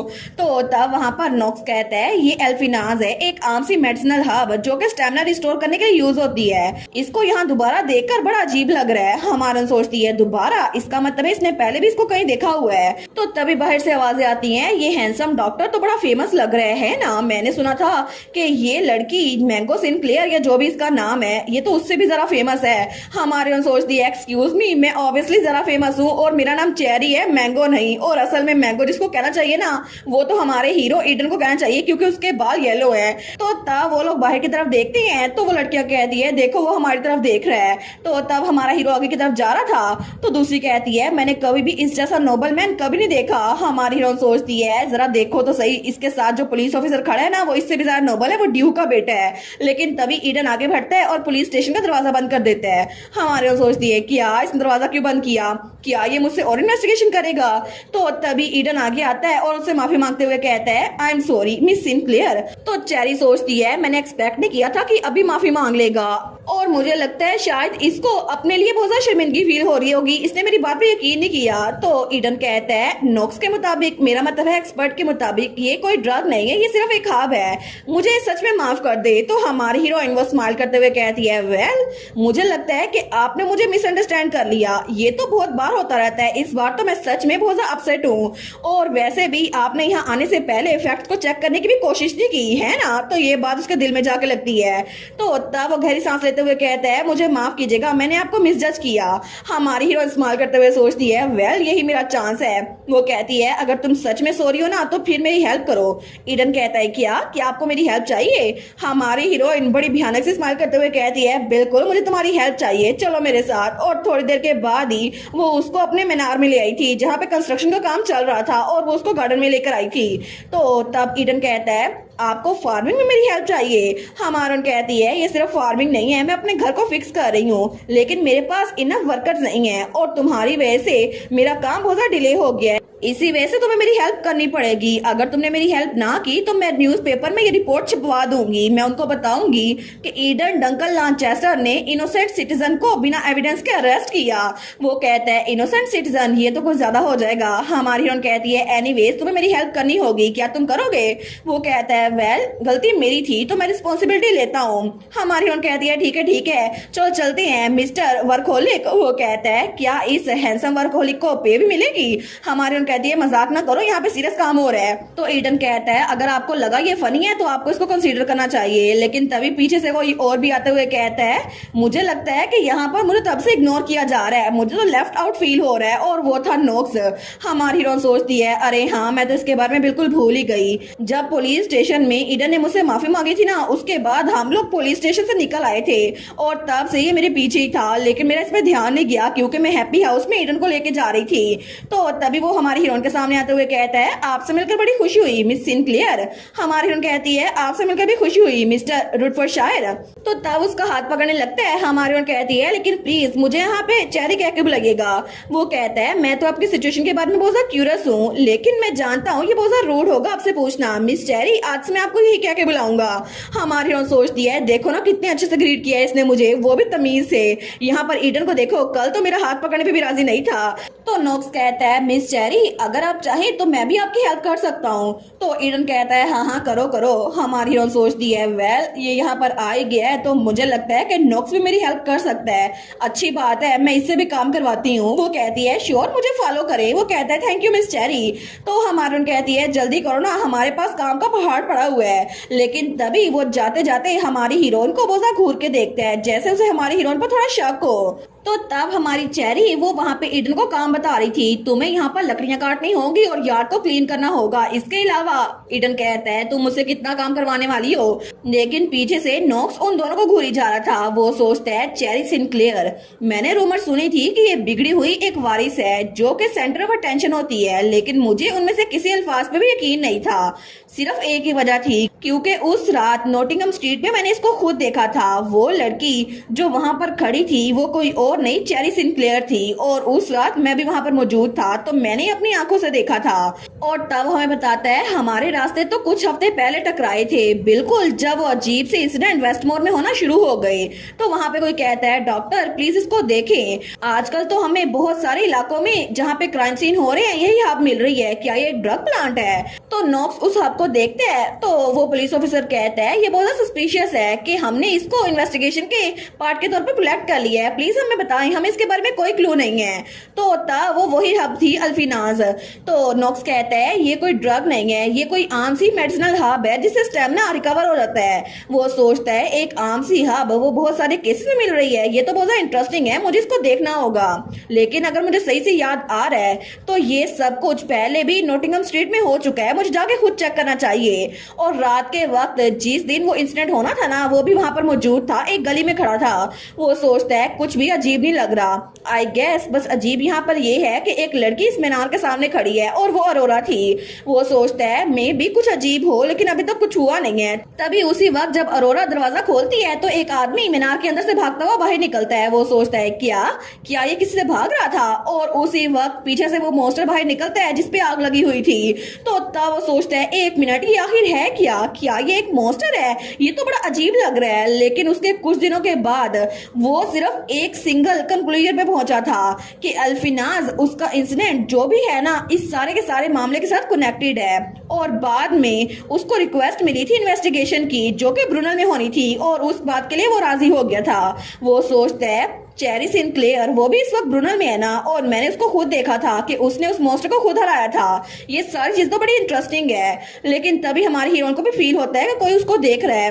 वो सोचती है कुछ तो अजीब लग रहा है। नॉक्स, ये तो ईडन की तरह बिल्कुल नहीं है, ये स्माइल कर रहा है, फिर भी इसके बारे में कुछ अजीब है। ईडन जितना मर्जी मेरा पीछा करे, फिर भी ये अच्छा इंसान लगता है। तो ईडन कहता है तू मुझे ऐसे क्यों देख रही हो। तो हमारी हीरोइन सोचती है फिर भी ईडन तो पुलिस ऑफिसर है, सिर्फ अपना काम कर रहा है, लेकिन नॉक्स थोड़ा अजीब लगता है। तो वो उनको मीनार में लेके जा रही थी। वो कहती है नहीं कोई बात नहीं, चलो अंदर चलते हैं। वो सोचती है मुझे इसके इर्द गिर्द थोड़ा केयरफुल रहना होगा, लेकिन वहां पर उस घर की हालत बहुत ज्यादा बुरी थी। तो नॉक्स कहता है सच में मिस चेरी आप यहाँ पर रहने वाली हैं। हमारी उन कहती है आपने क्यों पूछा, आपको सच में नहीं लगता कि मैं इस जगह पर रह सकती हूँ मिस्टर डुटफोर्डशायर। तो नॉक्स कहता है नहीं, मैं सिर्फ उन चीजों पे यकीन करता हूँ जो मैंने खुद अपनी आंखों से देखी हूँ। तो हमारी हीरोइन सोचती है ये सिर्फ उन चीजों पे यकीन करता है जो उसने खुद देखी हो, लेकिन आखिर इसने मुझे पहले कब देखा। तो तब उसको देखते हुए कहता है more importantly miss cherry, exactly आप यहाँ पर क्या करने की कोशिश कर रही हैं, और आखिर आप अल्फिनाज को क्यों गा रही हैं। तो हमारी हीरोइन उसको देखती है और उसको अपने पास आने का इशारा करती है। वो कहता है क्या। हमारी हीरोइन उसके कान में कहती है अगर तुम्हें इस मीनार को सही सलामत छोड़ के जाना है ना, तो मुझसे सवाल ना पूछो और चुप रहो। तो तब वो कहता है सॉरी। तो हमारी हीरोइन कहती है मैं मजाक नहीं कर रही, मैं सच में तुम्हें जान से मार सकती हूँ। वो सोचती है मुझे अपने कमेंट से इसको अनईजी करना होगा ताकि ये बकवास बंद करे और यहाँ से निकल जाए। वो कहता है ओहो फिक्र ना करे, मैं ऐसा इंसान नहीं हूँ जो ऐसे ही गोसिप करता रहे, मैं किसी को नहीं बताऊंगा, लेकिन एक्सचेंज में आप मुझे असल वजह बता क्यों नहीं देती कि आप यहाँ पर क्या छुपा रही हैं। हमारी हीरोइन कहती है अच्छा तो मुझे बताओ क्या तुम्हें लगता है। वो कहता है मुझे लगता है आप यहाँ पर कोई चीज छुपा रही हैं, मैं लांचेस्टर को नहीं बताऊंगा और ये हमारा सीक्रेट रहेगा, और मैं आपको अपनी जुबान देता हूँ, आपको ऐसा नहीं लगता मिस चेरी। हमारी हीरोइन सोचती है ये सच में मेरी बात नहीं सुनेगा ना। तो तब वो चुप रहने का इशारा करते हुए कहता है मुझे राज रखने आते हैं, मैं आपकी बताई हुई बात किसी और को नहीं बताऊंगा। तो हमारी हीरोइन सोचती है आखिर ये है क्या, किसी तरह का परवट है। वो कहती है असल में ये। तो तब वो कहता है मैं तो मजाक कर रहा था। हमारी हीरोइन कहती है क्या ये सच में मजाक था, आप तो बड़े अजीब इंसान है। वो कहता है ऑफ कोर्स ये मजाक था, तो मुझे बताए ना असल वजह है क्या, बस आराम से जवाब दे दे। हमारी हीरोइन सोचती है इसने कहा ये मजाक था, फिर भी पूछी जा रहा है, ये तो बड़ा जिद्दी है। वो कहती है बस मैंने फन के लिए ये सब कुछ किया, और जब किसी के पास बहुत सारे पैसे होते हैं ना, तो तब उसके पास बहुत ज्यादा बोरियत होती है, इसीलिए मैंने अपनी बोर्डम को दूर करने के लिए ये सब कुछ किया, ये घर इसीलिए खरीदा। वो सोचती है मैंने अपने दिमाग में ये बात बनाई, लेकिन ये अच्छा एक्सक्यूज लग रही है। तो तभी नॉक्स हंसने लग जाता है। हमारी हीरोइन सोचती है क्या ये हंस रहा है। वो कहता है ऑनेस्टली मैं आपसे ये जवाब एक्सपेक्ट नहीं करा था मिस चेरी, वो तो हंसी जा रहा था। हमारी हीरोइन कहती है इसमें मजे का क्या है, तुम्हें हंसी क्यों आ रही है। मुझे लगा था कि नोबल्स ऐसे लोगों को पसंद नहीं करते जो अपनी वेल्थ को ऐसे लोगों के सामने फैलाते फिरे। तो नॉक्स कहता है मैं डिफरेंट हूँ, मुझे यूनिकनेस ज्यादा अच्छी लगती है, और बोरिंग होना तो सबसे ज्यादा बुरा है। लेकिन उसी वक्त पीछे से ईडन आते हुए कहता है आखिर तुम लोग यहाँ पर क्या बात कर रहे हो जिसपे तुम लोग को इतनी हंसी आ रही है। और वो तो सच में जेलस हो रहा था। हमारी हीरोइन सोचती है उप्स मैं तो इसके बारे में भूल ही गई, ये भी यहाँ पर है, लेकिन ये चीज तो मुझे बड़ी ज्यादा अजीब लग रही है। आखिर कहानी के दोनों मेन कैरेक्टर्स यहाँ पर मेरे घर में क्या कर रहे हैं, और ऊपर से इन दोनों की आपस में बनती भी नहीं है। आखिर मुझ में इतना इंटरेस्टिंग है क्या कि ये दोनों मुझे तंग किए जा रहे हैं, मेन फीमेल लीड के पास जा ही नहीं रहे। हमें हमारा ईडन और हमारा नॉक्स दिखाया जाता है जो एक दूसरे को घूरी जा रहे थे, और हमारी चेरी दरमियान में फिसी हुई थी। वो सोचती है ये लोग एक दूसरे को पसंद क्यों नहीं करते। तो नॉक्स कहता है मिस चेरी मुझे नहीं लगता कि हम लोग अपनी बातचीत को यहाँ पर कंटिन्यू कर सकते हैं, तो क्या मैं इसे कहूँ यहाँ से निकल जाए। तो ईडन को तो बहुत ज्यादा गुस्सा आ रहा था। वो कहता है तुम आखिर मिस चेरी के साथ अकेले क्यों रुकना चाहते हो? क्या तुम दोनों क्लोज हो या फिर कोई और चीज? तुम लोग तो दोस्त भी नहीं हो। तो हमारी हीरोइन कहती है अगर इसी लॉजिक को माना जाए तो मैं आपके भी क्लोज नहीं हूँ सर ईडन, और अगर यही बात आप कह रहे हैं तो यहाँ पर सब जरा अजीब मैं हूँ जिसने दो लोगों को अपने घर में आने की इजाजत दे दी। वो कहता है लेकिन मैं पुलिस ऑफिसर हूँ। तो तब उसकी बात इग्नोर करते हुए नोक्स कहता है वेल मैं तो सच में इसको पसंद भी नहीं करता, इसको बाहर निकालें। तो हमारा हीरो कहता है मैं भी तुम्हें पसंद नहीं करता, मैं यहाँ से निकल नहीं रहा। तो चेरी बेचारी पीछे खड़ी होकर सोचती है मैं तो ऑलमोस्ट भूल ही गई थी नावल में ये दोनों एक दूसरे से नफरत करते थे। हालांकि ये लोग एक ही अकेडमी में पढ़ा करते थे फिर भी स्कूल में भी इनकी बनती नहीं थी। नोक्स वो तो नोबल फैमिली का सबसे छोटा बेटा है जिसके लिए डिग्निटी बहुत ज्यादा मैटर करती है। फिर भी ईडन एक हाई रैंकिंग नोबल जिसको डिग्निटी की इतनी फिक्र नहीं है, वो कॉमनर्स को भी वैसे ट्रीट करता था जैसे नोबल्स को करता था। लेकिन इसकी वजह से नोक्स को हमेशा उससे फाइट भी किया करता था और उसकी बात पे ईडन को इतना गुस्सा आता था। दोनों की तो जंग चला करती थी, वहां पर सबके सामने वो लोग कैट फाइट किया करते थे। तो तब हमारी हीरोइन सोचती है सीरियसली आखिर ये कब तक चलने वाला है? इस वक्त भी वो ऐसे ही कर रहे थे। हमारी हीरोइन कहती है सर ईडन क्या आप थोड़ी देर के लिए बाहर जा सकते हैं? मुझे मिस्टर नोक्स से बात करनी है अकेले में। तो ईडन कहता है लेकिन मिस चेरी। हमारी हीरोइन कहती है बस बहुत हो गया, आपको मेरे घर में लड़ाई झगड़ा करने की कोई जरूरत नहीं है, ठीक है? मैं उनसे थोड़ी देर बात करूंगी और फिर बाहर आ जाऊंगी। तब तक के लिए आप पूरे घर में कहीं भी देख सकती हैं, मैं आपको कुछ नहीं बोलूंगी और इसमें ज्यादा टाइम नहीं लगेगा। तो ईडन बेचारे का मुंह बन गया था और नोक्स की तो हंसी छूट गई थी। वो कहता है ठीक है मैं बाहर इंतजार करता हूँ। वो बेचारा तो बिल्कुल पपी सा लग रहा था। हमारी हीरोइन सोचती है अब मुझे बुरा लग रहा है मैंने इसको बाहर क्यों निकाला। लेकिन तभी नोक्स कहता है थैंक यू आपकी कंसिडरेशन के लिए मिस चेरी, क्या हम लोग बैठ के बात करें? और तब वो थोड़ी देर बाद वहां एक टेबल पे बैठ गए थे। वो कहता है आखिर आपको अल्फिनास के बारे में क्या पता है मिस चेरी? हमारी हीरोइन सोचती है ये मुझसे क्यों पूछ रहा है, क्या इसको इस बारे में कुछ पता है? तो चेरी कहती है ऑनेस्टली मुझे कुछ ज्यादा नहीं पता, मैंने तो बस उनको स्ट्रीट पे बाय चांस ही देख लिया इसलिए पिक किया। तो तब वो कुछ नहीं बोलता। हमारी हीरोइन सोचती है कितना ऑकवर्ड हो गया है, मुझे लगता है मुझे ईडन को यहाँ पे रुकने देना चाहिए था। सीरियसली ईडन को मुझ पे शक है फिर भी वो रिलायबल है, इसके सामने तो मैं कुछ बोल भी नहीं पा रही। तो तब उसको घूरी जा रहा था। हमारी हीरोइन सोचती है मैं इसको क्या बोलूं, ये तो मुझे अनकंफर्टेबल कर रहा है। तो चेरी सोचती है अगर मैंने ईडन से झूठ बोला तो मैं मसले में फंस सकती हूँ क्योंकि वो एक पुलिस ऑफिसर है, लेकिन नोक्स के साथ ऐसा कोई मसला नहीं होगा है ना। तो नोक्स कहता है आपको बिल्कुल भी टेंस होने की जरूरत नहीं है, मैं ईडन लांचेस्टर की तरह नहीं हूँ, मैं तो आपको बहुत ज्यादा पसंद करता हूँ। हमारी उन कहती है यही बात तो मुझे तंग कर रही है, तुम्हें मुझे पसंद करने की जरूरत ही क्या है, हम लोग तो पहली बार मिले हैं। वो कहता है मैं आपकी हेल्प करना चाहता हूँ, मैं नहीं जानता कि आप क्या प्लान कर रही हैं लेकिन मुझे लगता है कि इसको देखना बड़ा इंटरटेनिंग होगा। वो कहती है मुझे आपकी हेल्प नहीं चाहिए, लेकिन उसका दिल इस बात की गवाही नहीं दे रहा था। वो कहता है नहीं नहीं आपको मेरी हेल्प चाहिए होगी, क्या आप एल्फिनास को गार्डन में उगाने की कोशिश नहीं कर रही थी? और तब वहां पर बाहर कुछ लोग बात कर रहे थे आखिर ये ह्यूज गार्डन किसके लिए है, क्या ये यहाँ पर कोई लैंड उस पर रहने वाली है या फिर कुछ और? दूसरा कहता है मैंने सुना था वो मेडिसिनल हब उगा रही है। हमारी चेरी सोचती है इसने तो बड़ी जल्दी पकड़ लिया, इसको कैसे पता? वो कहती है बिल्कुल मैं प्लान कर रही हूँ कि कुछ और प्लांट्स के साथ साथ इसको भी वहां पर उगा दूं जो कि 2 हफ्ते में पहुंचने वाले हैं। तो तब उसको देखता है तो वो कहता है मिस चेरी एल्फिनास कोई आम सी फसल नहीं है, आप इसको ऐसे नहीं उगा सकती। हमारी उन कहती है क्या मतलब, ये मेडिसिनल हब है ना तो क्या मसला है? वो कहता है ये बाकी प्लांट्स की तरह नहीं है, ये थोड़ी सी अनयूजुअल है। हमारी उन कहती है किस तरह? वो कहता है असल में इसकी जो जड़ें होती है ना वो इंसेक्ट की बॉडी के न्यूट्रिशन लेकर जिंदा रहती हैं और ये इंसेक्ट पे फीड करती हैं। हमारी उन कहती है क्या? वो सोचती है नावल में तो इसके बारे में कोई जिक्र नहीं था। तो नॉक्स कहता है टू बी प्रिसाइज ये रूट्स बग्स के अंदर से न्यूट्रिएंट्स को जज़ब करती हैं जैसे कि स्पाइडर या सेंटीपीड। वो कहती है इसका मतलब है कि मुझे वहां पर इसको उगाने के लिए कोई क्रीपी से इंसेक्ट को वहां जमीन में गाड़ना होगा। वो सोचती है मुझे तो वैसे ही इंसेक्ट से नफरत है और अगर मैंने उनको वहां पर उगाया तो ये उसके ऊपर फीड करके उगेगी और फिर बाद में मैं इसको खाऊंगी। मुझे कितना अजीब लग रहा है ये सोच गई। वो चिल्लाते हुए कहती है मैंने इसको अपने हेड में इमेजिन कर लिया। वो कहता है मिस चेरी आपका चेहरा, तो तब वो हंसी जा रहा था। हमारा कहती है ये हंस क्यों रहा है, कितना अनोइंग है। तो वो कहता है सच में कितना अम्यूजिंग है। लेकिन हमारी कहती है ठीक है मुझे बताओ तो आखिर मैं इस हब को कैसे उगाऊं? वो कहता है आपको बस इसको सोइल में उगाना होगा और साथ में फ्रेशली किल्ड इंसेक्ट को डालना होगा और साथ साथ कुछ मुर्दा बग्स को साथ साथ ऐड करते जाइएगा हर रोज। हमारी सोचती है मैं आखिर ये क्यों ही कर रही हूँ। वो बेचारी तो अपना सर पटकती है। तो तब वो सोचती है मुझे हब की जरूरत तो है लेकिन मैं इसको करना नहीं चाहती। नोक्स कहता है क्या आप सच में इसको खुद से कर सकती हैं? अगर आप चाहें तो मैं आपकी हेल्प कर सकता हूँ। हमारी हीरोइन कहती है तुम एग्जैक्टली मेरी हेल्प कैसे करोगे?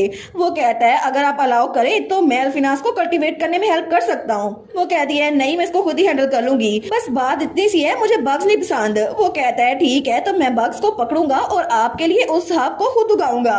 हमारी उसकी बात सुनती है। वो कहता है अगर आप चाहें तो मैं आपको बेसिक मेडिसिन भी सिखा सकता हूँ। हमारी हीरोइन चेरी, उसकी तो आंखें चमक गई थी। वो सोचती है कितनी अच्छी ऑफर है ना, मैं इसको मना नहीं कर सकती। लेकिन वो कहती है मैं आपसे ये पूछ रही हूँ, लेकिन आखिर आप मेरी हेल्प क्यों कर रहे हैं? वो कहता है क्योंकि ये मजेदार लग रहा है, मुझे इंटरेस्टिंग चीजें बड़ी अच्छी लगती हैं। वो सोचती है ये तो सिंपल सी रीजन है, लेकिन मुझे लगता है मुझे इसको मना नहीं करना चाहिए। वो कहती है प्लीज मेरी हेल्प करें, मैं आपकी स्किल्स पर ट्रस्ट करती हूँ और इसके अलावा मैं प्रॉमिस करती हूँ मैं इंटरेस्टिंग रहूंगी। तो उसके भरे हुए हाथ को देखता है और स्माइल करता है और उसकी धड़कन भी तेज हो गई थी। वो कहता है ठीक है, आप मुझ पे छोड़ दें। हमारी हीरोइन सोचती है मैं तो इसका फायदा उठा के रहूंगी, इससे हब्स अपनी पूरी की पूरी गुआऊंगी। लेकिन तब वो वहां घर से बाहर निकली थी। वो सोचती है सारा कुछ बिल्कुल मेरे प्लान के हिसाब से हो रहा है, सब कुछ अच्छे से चल रहा है। लेकिन ये ईडन कहाँ पर गया? तभी उसकी नजर ईडन पे पड़ती है जो वहां पे लकड़ियां काट रहा था और बहुत ही ज्यादा वाला हैंडसम लग रहा था। और उसको देखकर हमारी हीरोइन की हार्ट बीट तेज हो गई थी। वो सोचती है ये कितना हैंडसम है ना।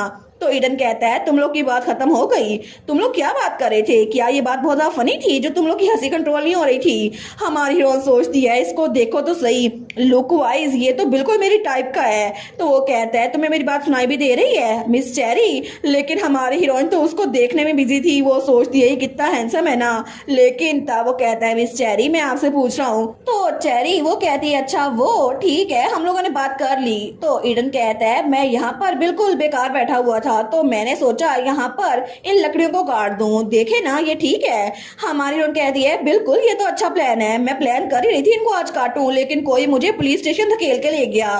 तो ईडन लांचेस्टर उससे नजर चुरा ले। तो वो कहता है आखिर आप और नॉक्स क्या बात कर रहे थे? मुझे आपके हंसने की आवाज बाहर तक आ रही थी। तो हमारी हीरोइन कहती है कुछ नहीं, वो तो मुझे कह रहा था मुझे अल्फिनास को उगाने में हेल्प करेगा, चलो देखते हैं कितना काम हो चुका है। और हमारी हीरोइन कहती है वो कल से यहाँ पर आया करेगा। तो ईडन कहता है क्या वो यहाँ पर आया करेगा? हमारी हीरोइन लकड़ियों को चेक करती है। वो कहती है तुमने अच्छा काम किया। वो कहता है अगर ऐसा ही है वो यहाँ पर आएगा तो क्या मैं भी यहाँ पर आ सकता हूँ? हमारी चेरी कहती है तुम?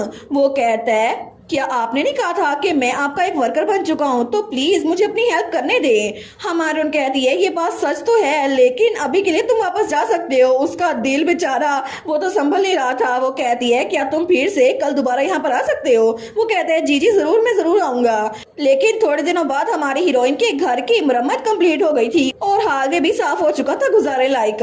तो हमारी हीरोइन तो मेड बनी खड़ी थी। वो सोचती है सच में क्लीनिंग तो कभी खत्म ही नहीं होती, सफाइयां कर करके मैं थक चुकी हूँ। ये जगह तो बहुत ज्यादा बड़ी है, हालांकि मैंने एक्स्ट्रा हेल्प भी ली है, फिर भी क्लीनिंग खत्म ही नहीं हो रही। मुझे लगता है मुझे बाकी चीजों पे फोकस करना चाहिए। मैंने चीजें जल्दी करवाने की कोशिश की है, इसीलिए ये थोड़ा जल्दी फिनिश हो जाएगा। एनीवेज वो खिड़की से बाहर देखती है तो वहां पर ईडन वो लकड़ियां काट रहा था और तभी बड़ा हैंडसम लग रहा था। और नॉक्स वो वहां पर जमीन के पास बैठा पौधों को देख रहा था और वो भी बड़ा हैंडसम लग रहा था। हमारे सोचती है नजारा कितना नाइस है ना, इतने हैंडसम लड़के मेरे घर में हैं। लेकिन पैसा हो तो बंदा कुछ भी करवा सकता है और मैन पावर के साथ भी कुछ भी।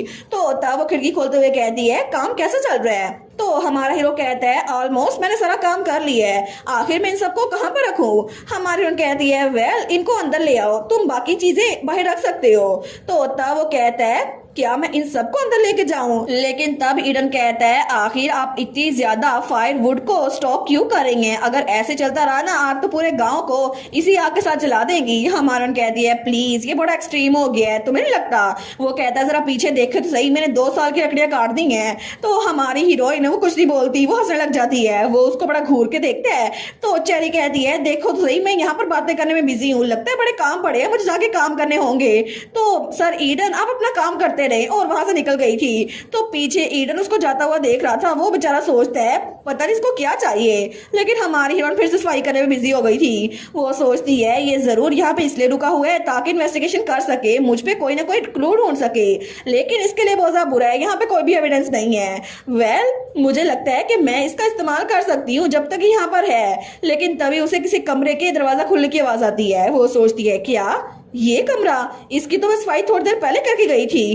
क्या ये वही कमरा नहीं है जहाँ पे बेबी सप्लाइज पड़े हुए थे? तो वो उस कमरे का दरवाजा खोलती है। वो सोचती है मैं श्योर हूँ मैंने इसको पहले साफ कर दिया था और दरवाजा बंद किया था, लेकिन जब उस कमरे में आई थी बिल्कुल खामोशी थी। हमारी रोन सोचती है हाँ मैं इमेजिन ही करी होंगी चीजें, कुछ भी नहीं है यहाँ पर। लेकिन एक बार फिर से वहां पर किसी चीज के हिलने की आवाज आती है। हमारी हीरो तो बड़ी डर गई थी। जब वो पीछे देखती है वो सोचती है कि है क्या, और उसके हाथ में झाड़ू भी टूट गया था। तो तभी वहां पर पीछे एक लकड़ी की चेयर पड़ी हुई थी, तो तब हवा हिलने की वजह से वो लकड़ी की चेयर हिल रही थी। हमारी सोचती है एक सेकंड के लिए मुझे लगा मेरी कहानी हॉरर स्टोरी बन जाएगी, लेकिन फिर भी ये कहानी पहले ही रोमांस स्टोरी नहीं थी। तो वो उस चेयर के पास आती है। वो सोचती है मैंने क्लीनिंग करते हुए नोटिस किया यहाँ पर पहले बहुत सारे लोग रहा करते थे, और बहुत लंबे अरसे पहले नहीं। और ये चेयर भी ऐसा लगता है जैसे कोई मदर यहाँ पर अपने बेबी को लेकर बैठा करती थी, लेकिन उस चेयर के ऊपर सी ग्रेव लिखा हुआ था। हमारी उन कहती है क्या सी ग्रेव? ये तो वही फैमिली है ना जो बहुत मशहूर थी। वो सोचती है अगर मैं इस बारे में अभी सोच रही हूँ तो सी ग्रेव फैमिली वो तो बेबी प्रोडक्ट के ऊपर लिखा होता था, शायद उनकी रेपुटेशन प्रोटेक्टर के तौर पर थी ना, इसी वजह से। लेकिन सी ग्रेव फैमिली के बारे में किसी को नहीं पता कि आखिर वो असल में एग्जिस्ट करती है या फिर नहीं। तो तभी कोई कहता है मिस चेरी हमारे और सामने देखती है। वो कहती है सर ईडन क्या आपने फायरवुड काट ली? वो कहता है जी, लेकिन आखिर ये क्या है? तो हमारी हीरोइन तो सारा कूड़ कवार एक ही हाथ में उठाया हुआ था। वो कहती है अच्छा ये चीजें, ये तो सेकंड फ्लोर पर नर्सरी में से लेकर आई हूँ मैं। तो हमारा ईडन उसको देखता है, कुछ बोल नहीं पाता। वो वहां पर उसको एक साइड पे रखती है। तो ईडन कहता है मुझे तो सच में आपके बारे में क्यूरियोसिटी हो रही है कि आखिर आप इस मीनार में क्या करने की कोशिश कर रही हैं। हमारी हीरोइन कहती है मैं तुम्हें बताया ना ये मेरा पर्सनल मीनार है। लेकिन तभी वहां पर एक कंस्ट्रक्टर जा रहा था, उसके हाथ में कोई भारी सामान था, तो वो हमारी हीरोइन के ऊपर गिरने लगता है। तो हमारी हीरोइन नीचे गिरने लगती है। उसी वक्त हमारा ईडन आगे बढ़ता है, उसका बाजू पकड़ लेता है, और तभी वो चेरी को अपनी तरफ करता है और दोनों नीचे गिर गए थे। वो सोचती है क्या आखिर अभी ये क्या हुआ? उस बेचारी की धड़कन तो बहुत ज्यादा तेज हो गई थी। वो सोचती है कि अभी मैं ईडन लांचेस्टर के ऊपर गिरी हूँ। लेकिन तभी वो लोग वहां पे नीचे गिरे हुए थे, तो दूसरे वर्कर्स कहते हैं देखो तो सही ये सामान नीचे गिर गया, ऐसा लगता है ये बर्बाद हो गया, ये देख के नहीं चल सकती, मुझे तो हार्ट अटैक आने वाला था। तो हमारी हीरोइन वो अभी भी ईडन के पास ही थी। वो सोचती है वाओ इसके रिफ्लेक्सेस कितने अमेजिंग है ना, ये तो सच में मेरी टाइप का है। अगर ये पुलिस ऑफिसर ना होता ना और कहानी में फीमेल लीड का भाई ना होता तो मैं इसी के साथ होती।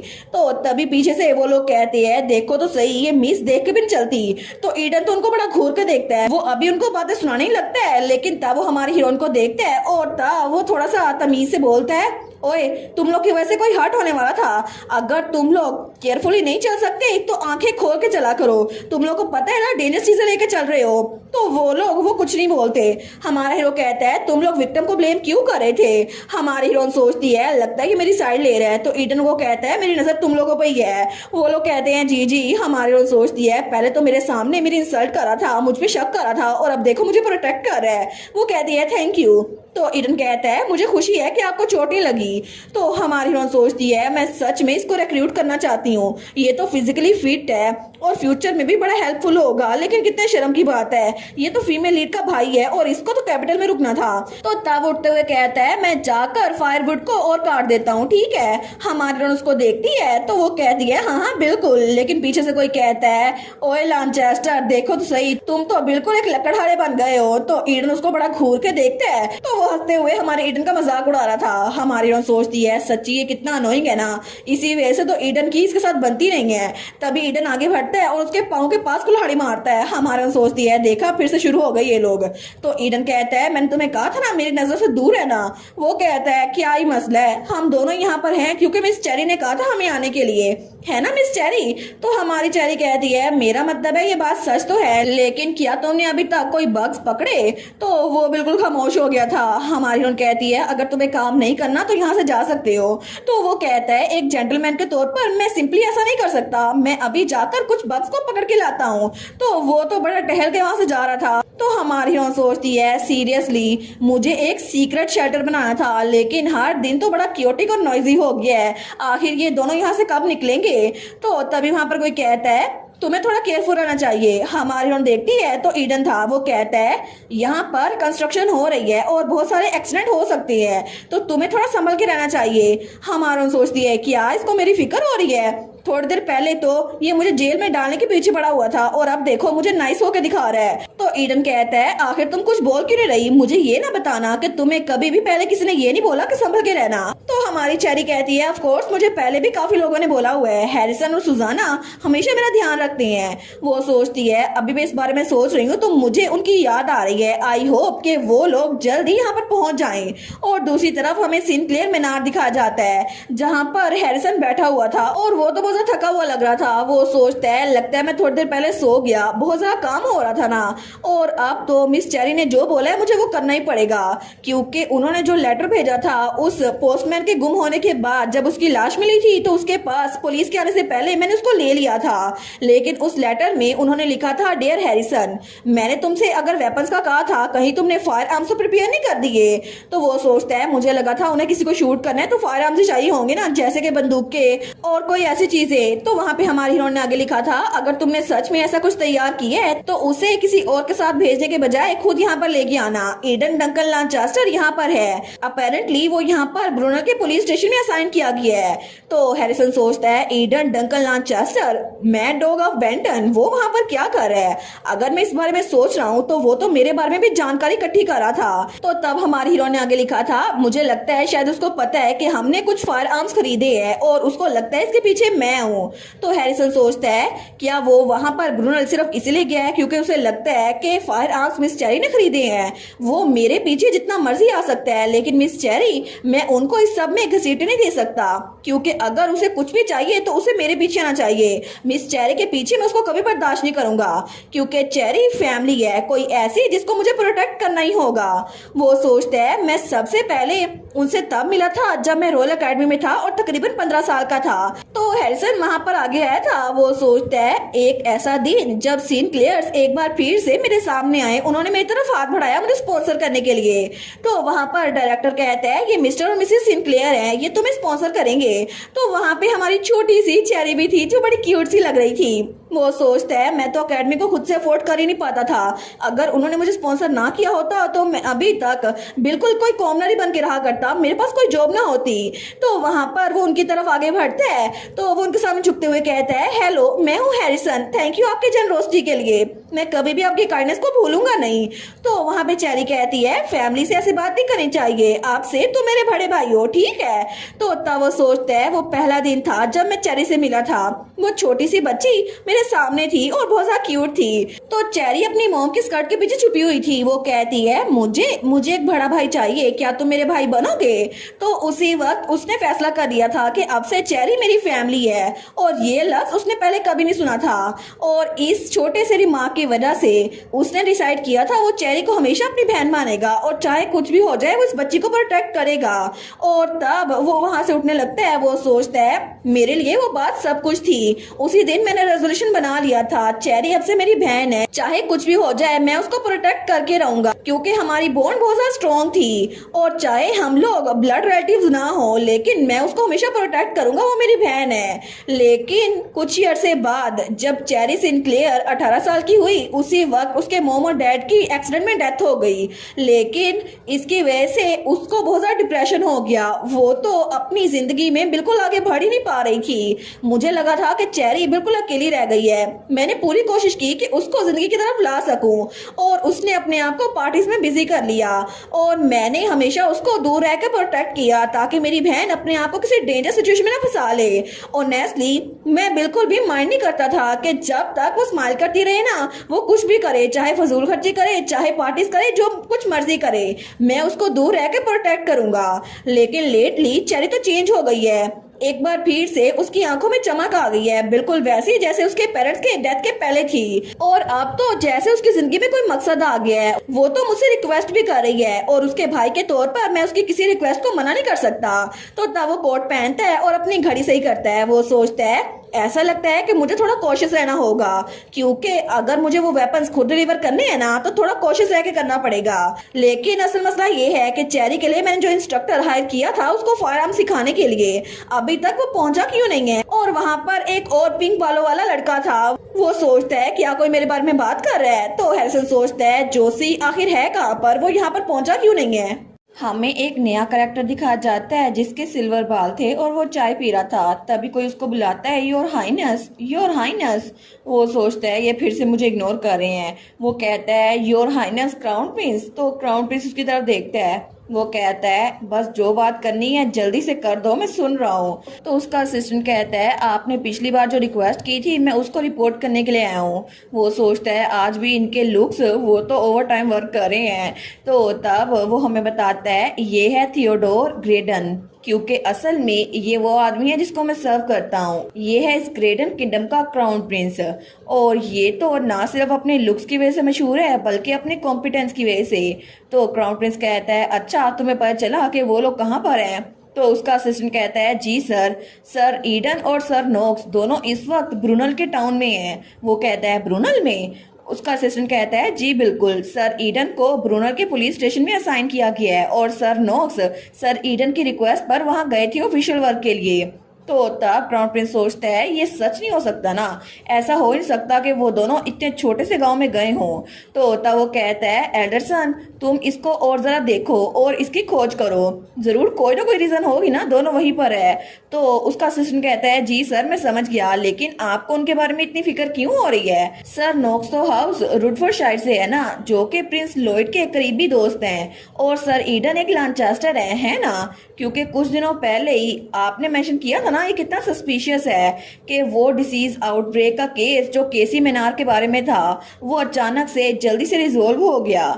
तो क्राउन प्रिंस कहता है बिल्कुल, हालांकि मैं क्राउन प्रिंस हूँ लेकिन फिर भी सेकंड प्रिंस लॉयड उसके पास अभी भी बहुत सारे पावर है, तो मुझे अपनी साइड पे और लोग चाहिए। और जहां तक मैंने ऑब्जर्व किया है ना, ईडन ड्यूक लांचास्टर से बिल्कुल डिफरेंट है। और तब उसे याद आता है अकेडमी में जब वो लोग पढ़ा करते थे ना, तो ईडन नोक्स दोनों लड़ाई किया करते थे और वो जाकर उनको छुड़ाया करता था। तो ईडन कहता था मुझे छोड़ दो, मैं इसको आज मार डालूंगा। तो नोक्स कहता है मैं बस तुम्हारे जैसे किसी के साथ एसोसिएट नहीं होना चाहता। तो तभी उसका असिस्टेंट सोचता है सच में उनकी पर्सनैलिटी जरा मैटर नहीं करती, वैसे भी उनको मैड डॉग ऑफ बेंटन का नाम ऐसे नहीं मिला। तो क्राउन प्रिंस सोचता है मैं तुम्हारी सोच पढ़ पा रहा हूँ एल्डरसन। वो कहता है एनीवेज मेक श्योर करना कि तुम फिगर आउट कर लो वो लोग ब्रूनल में क्या कर रहे हैं। वो कहता है जी और हाइनेस।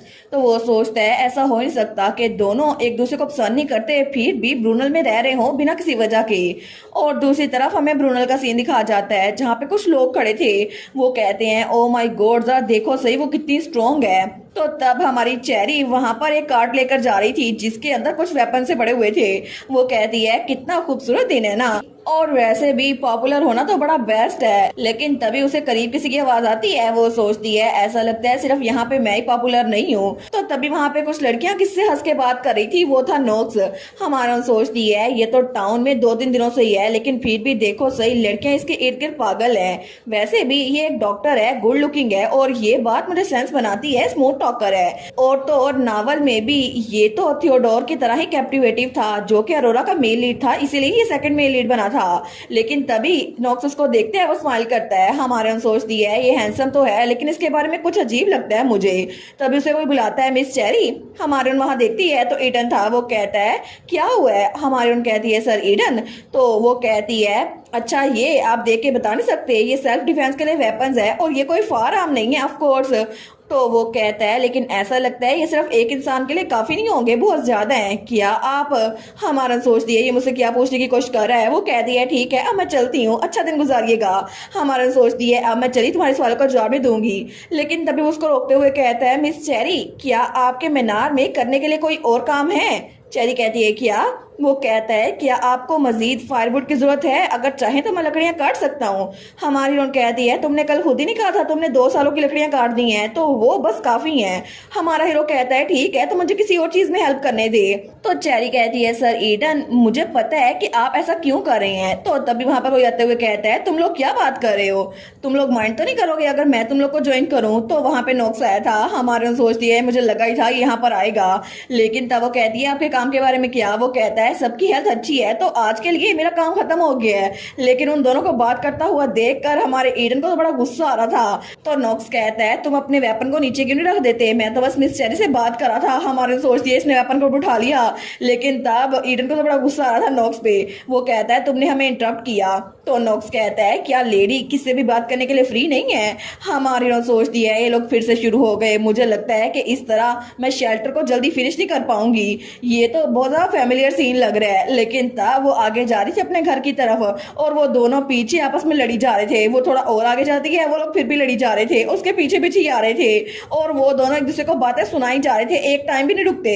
हमारी हीरोइन को बड़ा ज्यादा गुस्सा चढ़ा था।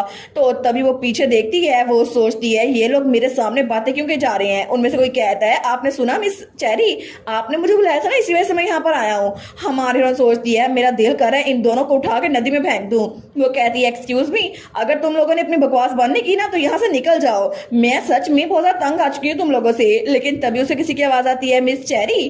तो हमारी हीरोइन वहीं पर रुक जाती है। तो तभी जब वो उन दोनों की तरफ घूर के देख रही थी, जब पीछे देखती है उसका चेहरा बदल गया था। वो कहती है वाओ ये तुम हो सुजाना, और वहां पे उसकी मेड आई थी सुजाना जो सामान भी लेकर आई थी। हमारा सोचती है वो फाइनली यहाँ पर आ गई, मेरी सेवियर मेरी एंजल फाइनली यहाँ पर आ गई। तो हमारी हीरोइन अपनी मेड सुजाना को देखकर बड़ी खुश थी, वो तो जल्दी से जाके उसके गले लग जाती है। तो चेरी कहती है सफर तो बहुत ज्यादा लंबा रहा होगा ना और बहुत ज्यादा थकाने वाला। तो सुजाना कहती है मैं बिल्कुल ठीक हूँ, वैसे भी मुझे पता नहीं था कि ये जगह इतनी बैकवर्ड है, लेकिन फिर भी आप यहाँ पर हैं ना तो मैं आपके साथ कहीं भी रुक लूंगी माई लेडी। हमारुन कहती है सच में तुम तो कितनी अच्छी हो। वो कहती है बाय द वे ये दोनों कौन है। हमारुन कहती है ये लोग काम करने वाले हैं, वर्कर्स, हम लोग अनपैक करें। लेकिन तब वो सुजाना उनको देखती है, वो कहती है ये वर्कर्स लग तो नहीं रहे। लेकिन हमारुन कहती है वेल ये तो ऐसे आते जाते हैं मेरे घर में जैसे इनका घर हो, तो ये बेसिकली वर्कर्स ही हैं। सुजाना कहती है ठीक है, अगर आपके साथ ये ठीक रहे तो क्या मैं अंदर जाके अनपैक कर सकती हूँ। हमारी हीरोइन कहती है चलो इकट्ठे चलते हैं, मैं तुम्हें घर का टूर भी दे दूंगी। तो पीछे से ईडन और नॉक्स कहते हैं मिस चेरी आखिर हम लोग क्या करें। हमारी हीरोइन कहती है तुम लोग यहाँ पर आए गए हो तो बाहर की दीवार को फिक्स करने में थोड़ी हेल्प कर दो, और आप भी सर नॉक्स यहाँ पर आए गए हैं तो हब्स को देख लें क्योंकि मैं तो सुजाना के साथ टाइम गुजारने वाली हूँ। वो दोनों कहते हैं ऑल राइट। लेकिन तब हमारी हीरोइन उसको अपने कमरे में लेके आई थी। वो कहती है ये देखो मैंने तुम्हारे लिए कमरा सेट किया है। सुजाना कहती है वाओ आपने तो बड़ी जबरदस्त सफाई की हुई है और आपने तो बहुत ज्यादा मेहनत की है। तो चेरी कहती है क्या मतलब। वो कहती है जब मैं यहाँ पर आई थी ना तो बाहर से ये मेंशन देकर लग रहा था जैसे पता नहीं कोई अबंडेंस सी जगह है। हमारी हीरोइन कहती है वेल मेरे पास एक्सटीरियर की फिक्र करने का ज्यादा टाइम नहीं था ना। तो तब उसको बाकी मीनार भी दिखा रही थी। वो कहती है ये देखो ना तुम्हें लग रहा है ना ये रहने के काबिल है। तो सुजाना कहती है जी बिल्कुल, बाहर से बिल्कुल डिफरेंट लगता है लेकिन अंदर से ये जीने के काबिल है, और मुझे लगता है कि आपने मेरे कमरे को साफ करने में बहुत ज्यादा मेहनत की है, हालांकि मैं सिर्फ आपकी एक मेड हूँ। तो हमारा कहती है कोई बात नहीं सुजाना, तो मेरी दोस्त भी हो, वैसे भी मैंने बहुत ज्यादा एफर्ट किया है क्योंकि यहाँ पे हमें रुकना भी है ना। सुजाना कहती है मिस चेरी। लेकिन तभी वो दूसरी तरफ देखते हुए कहती है मगर मुझे ये बताए ना आखिर ये है क्या। और वहां पे नॉक्स और ईडन फिर से लड़ाई किए जा रहे थे। वो कहती है क्या हमें इन दोनों को रोकना नहीं चाहिए। हमारे सोचती है ये फिर से लड़ने लग गए, क्या ये लोग सच में रोमांस नावल के लीड्स हैं, मुझे लगता तो नहीं। वो कहती है इन वर्कर्स को इग्नोर करो, और वैसे भी इस दीवार की जो बात है ना ये तो मैंने व्यू को एंजॉय करने के लिए बनवाई है। तो सुजाना कहती है अच्छा ये बात है, लेकिन मीनार को टूर करने के बाद मुझे लगा आप जंग की तैयारी करेंगे। हमारन कहती है जंग बिल्कुल भी नहीं, ये पीस का टाइम है। वो सोचती है इसे कितनी जल्दी पता चल गया ना। लेकिन तभी सुजाना कहती है by the way miss cherry, mister Harrison ने मुझे कहा था कि वो आपको कॉल करेंगे, अगर आप पुलिस स्टेशन जाए ना तो उनसे राब्ता कर लें। हमारन कहती है सच में, तो फिर मैं अभी चलती हूँ। ठीक है तो मैं पुलिस स्टेशन जा रही हूँ, तुम अनपैक करो और यहाँ पे मेरा इंतजार करो, ठीक है। तो सुजाना कहती है ऑल राइट, प्लीज केयरफुल रहिएगा माई लेडी। हमारन कहती है ओके। लेकिन तभी जब वो आगे जा रही थी तो उसके पीछे ईडन भी आ गया था। तो हमारी चेरी कहती है तुमने इतनी दूर तक मेरा पीछा किया और अब तुम कह रहे हो मैं फोन नहीं यूज कर सकती। तो तब उसे याद आता है थोड़ी देर पहले जब आ रही थी ना अचानक ईडन उसके पीछे आ गया। वो कहता है तुम पुलिस स्टेशन जा रही हो ना, चलो इकट्ठे चलते हैं। तो तब ईडन कहता है हम किसी को भी स्टेशन का फोन यूज करने दे सकते ऐसे ही। हमारन कहती है लेकिन बेंटन में तो ऐसे लोग मुझे यूज करने देते थे। तो तब उसको बड़ा घूर के देखता है। हमारन सोचती है मुझे ऐसे क्यों देख रहा है। वो कहता है वो तो सिर्फ इसीलिए क्योंकि आप चेरी सिनक्लेयर थी ना। हमारन कहती है वेल मैंने इस बारे में कभी सोचा नहीं, लेकिन मैं अभी भी तो चेरी सिनक्लेयर हूँ ना, मुझे पुलिस स्टेशन का फोन यूज करने दो। वो कहता है वेल ये बात सच तो है, लेकिन तभी वहां से एक और इंस्पेक्टर आता है। वो कहता है क्या बात है सर ईडन। तो ईडन कहता है ओ इंस्पेक्टर, ये लेडी पुलिस स्टेशन का फोन यूज करना चाहती है। हमारन कहती है अच्छा तो ये इंस्पेक्टर है। वो कहता है इट्स फाइन, वैसे भी यहाँ के बहुत सारे लोग पुलिस स्टेशन का फोन यूज करते हैं। हमारन कहती है देखा।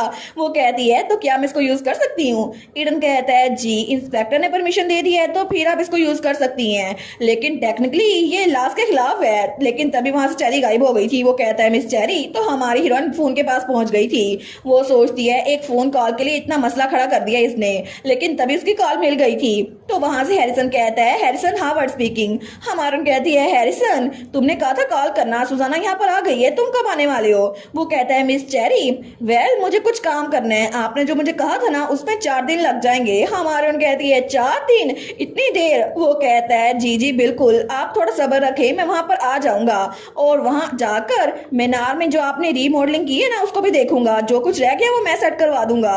हमारन कहती है तुम्हें मुझ पर ट्रस्ट नहीं है, मैं कोई बच्ची नहीं हूँ। वो कहता है बिल्कुल, लेकिन आप मेरी फैमिली है ना। तभी वो कहता है by the way miss cherry, मुझे लगता है कि हमें 100 मिलियन गोल्ड के लोन को डिस्कस करना चाहिए जब मैं पहुंचूंगा। हमारन कहती है अच्छा वो तो बाद में डिस्कस कर लेंगे। लेकिन तभी वो कहता है और जिस इंसान के बारे में आपने मेंशन किया था, मुझे लगता है कि मैं उसको यहाँ से ट्रांसफर नहीं करवा सकता। ये अच्छा होगा कि हम उस इंसान को प्रोवोक ना करें। हमारा सोचती है मैंने इसको कहा था कि ईडन को कैपिटल में ट्रांसफर करवा दो, लेकिन ऐसा लगता है कि लॉन्चेस्टर फैमिली बिल्कुल भी इजी अपोनेंट नहीं है। वो कहती है मुझे इतना लगा ही था, लेकिन तुम भी केयरफुल रहना। तो ईडन उसकी दूर से बातें सुन रहा था। वो कहती है नहीं नहीं, यहाँ पर कोई और नहीं है सुजाना के अलावा, तुम भी हैरिसन अपना ख्याल रखना, ठीक है बाय। और उसके बाद उसने फोन रख दिया था। वो सोचती है एक बार हैरिसन यहाँ पर सेफली ब्रूनल आ गया ना तो फिर सारी तैयारियां खत्म हो जाएगी, मुझे बहुत ज्यादा अच्छा लग रहा है। तभी ईडन उसके पास आता है। वो कहता है मिस्टर हावर्ड वो ब्रूनल आ रहे हैं। तो हमारी चेरी कहती है आखिर आपको ये क्यों जानना है सर ईडन? वो कहता है मैं तो बस क्यूरियस हो रहा था, क्या कोई मसला है? तो हमारी हीरोइन वहां से बाहर निकलते हुए कहती है बिल्कुल मसला है, आखिर आप मेरे मामले में इतना इंटरेस्ट क्यों ले रहे हैं? मैं अपनी फैमिली के साथ जो कुछ मर्जी करूं, आपको क्या? तो तब वो वहां से निकल गई थी। ईडन पीछे सोचता है लगता है मैंने फिर से मैसअप कर दिया।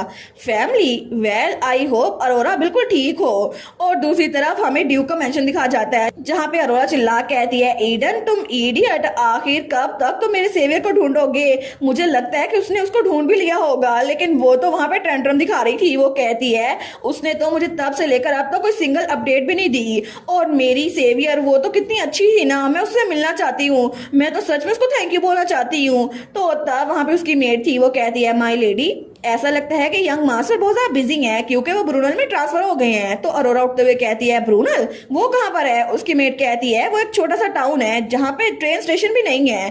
तो अरोरा सोचती है एक छोटा सा टाउन, ऑनेस्टली मेरा भाई तो बहुत ज्यादा मिस्टीरियस हो रहा है। लेकिन तब वो स्माइल करते हुए कहती है मे बी अगर ऐसा ही है मेरा भाई वहां पर है तो शायद मुझे भी वहां पर जाना चाहिए, मुझे भी देखना चाहिए ब्रूनल कैसी जगह है।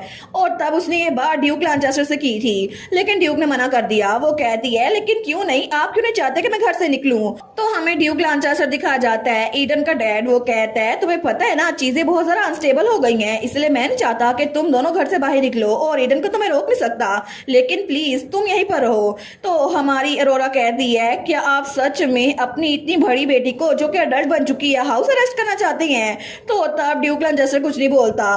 तो अरोरा कहती है ईडन के बारे में क्या? वो कहता है वो वहां पे ब्रूनल में पुलिस स्टेशन में असाइन किया गया है, उसकी बात अलग है। तो अरोरा कहती है लेकिन मैंने उसको तब से यहाँ पर देखा ही नहीं है, क्या वो वहीं पर रुकेगा? तो ड्यूक कहता है अरोरा क्या तुम्हें आइडिया भी है कि तुम्हारा भाई इतना सारा रिबेलियस क्यों हो रहा है? तो अरोरा अपने फादर की तरफ देखती है, वो अपना सर दूसरी तरफ झुकाती है। वो कहती है लेकिन फादर वो तो हमेशा से रिबेलियस था ना, आपको पता है जब से वो छोटा था बिल्कुल ऐसा ही था, और आखिर आपको उसके बारे में इतनी फिक्र क्यों हो रही है? आप तो बिल्कुल भी ऐसे नहीं थे।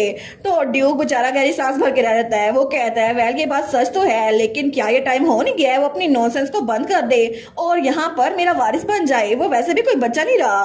तो अरोरा कहती है गुडनेस मुझे पता नहीं था कि आपको उसके बारे में इतनी फिक्र है फादर, लेकिन आपको ये बात पता है ना ये सारी की सारी टेंशन खत्म हो सकती है अगर आप अपनी एक्सपेक्टेशन को छोड़ दें, क्योंकि मेरा भाई वो एक अडल्ट है और वो अपना रास्ता खुद चुन सकता है। अगर उसको पुलिस ऑफिसर बनना है तो आप उसको बनने देना, वैसे भी आपका वारिस बनने के लिए जरूरी तो नहीं है वही हो, और मुझे लगता है कि आप अच्छे से अपनी स्पोर्ट्स को संभाल रहे हैं और अब आप उसके रास्ते में रुकावट भर रहे हैं, तो बिल्कुल एक विलन की तरह एक्ट कर रहे हैं। आपको थोड़ा केयरफुल रहना चाहिए। ड्यूक लैंचेस्टर कहता है, सच में तुम दोनों मेरी बात नहीं समझते। आखिर में तुम दोनों को क्या समझाऊं, मेरे बच्चे मेरी बात नहीं सुनते। अगर कुछ भी हो जाए ना, फिर भी तुम्हें बाहर नहीं निकलना। क्या तुम समझ गई? अरोरा कहती है, जी जी मैं समझ गई। लेकिन वो दिल में सोचती है, अब आखिर मैं क्या करूं कि फादर को पता भी ना चले और मैं ब्रुनल पहुंच जाऊं, क्योंकि वो भी वहां पर ब्रुनल जाने की कोशिश कर रही थी। और ऐसा लगता है कि हमारी चेरी उसके हैप्पी हाउस में सारे के सारे मेन कैरेक्टर्स पहले ही जमा हो जाएंगे, इससे पहले कि सब कुछ शुरू हो। लेकिन बेचारी चेरी, उसका तो सीक्रेट प्लान था ना। आखिर ये सीक्रेट प्लान, उसमें सारे मेन कैरेक्टर्स क्यों शामिल हो गए? और इसी के साथ ये वाला पार्ट यहीं पर ख़त्म। तो आप लोग बताइएगा आप लोग को ये पार्ट कैसा लगा, और वीडियो को लाइक और चैनल को सब्सक्राइब लाजमी कीजिएगा। बाकी वीडियोस का लिंक भी स्क्रीन पर नज़र आ रहा होगा, तो काइंडली उनको भी चेकआउट कर ले। और thank you so much for watching my videos. Stay safe, bye bye.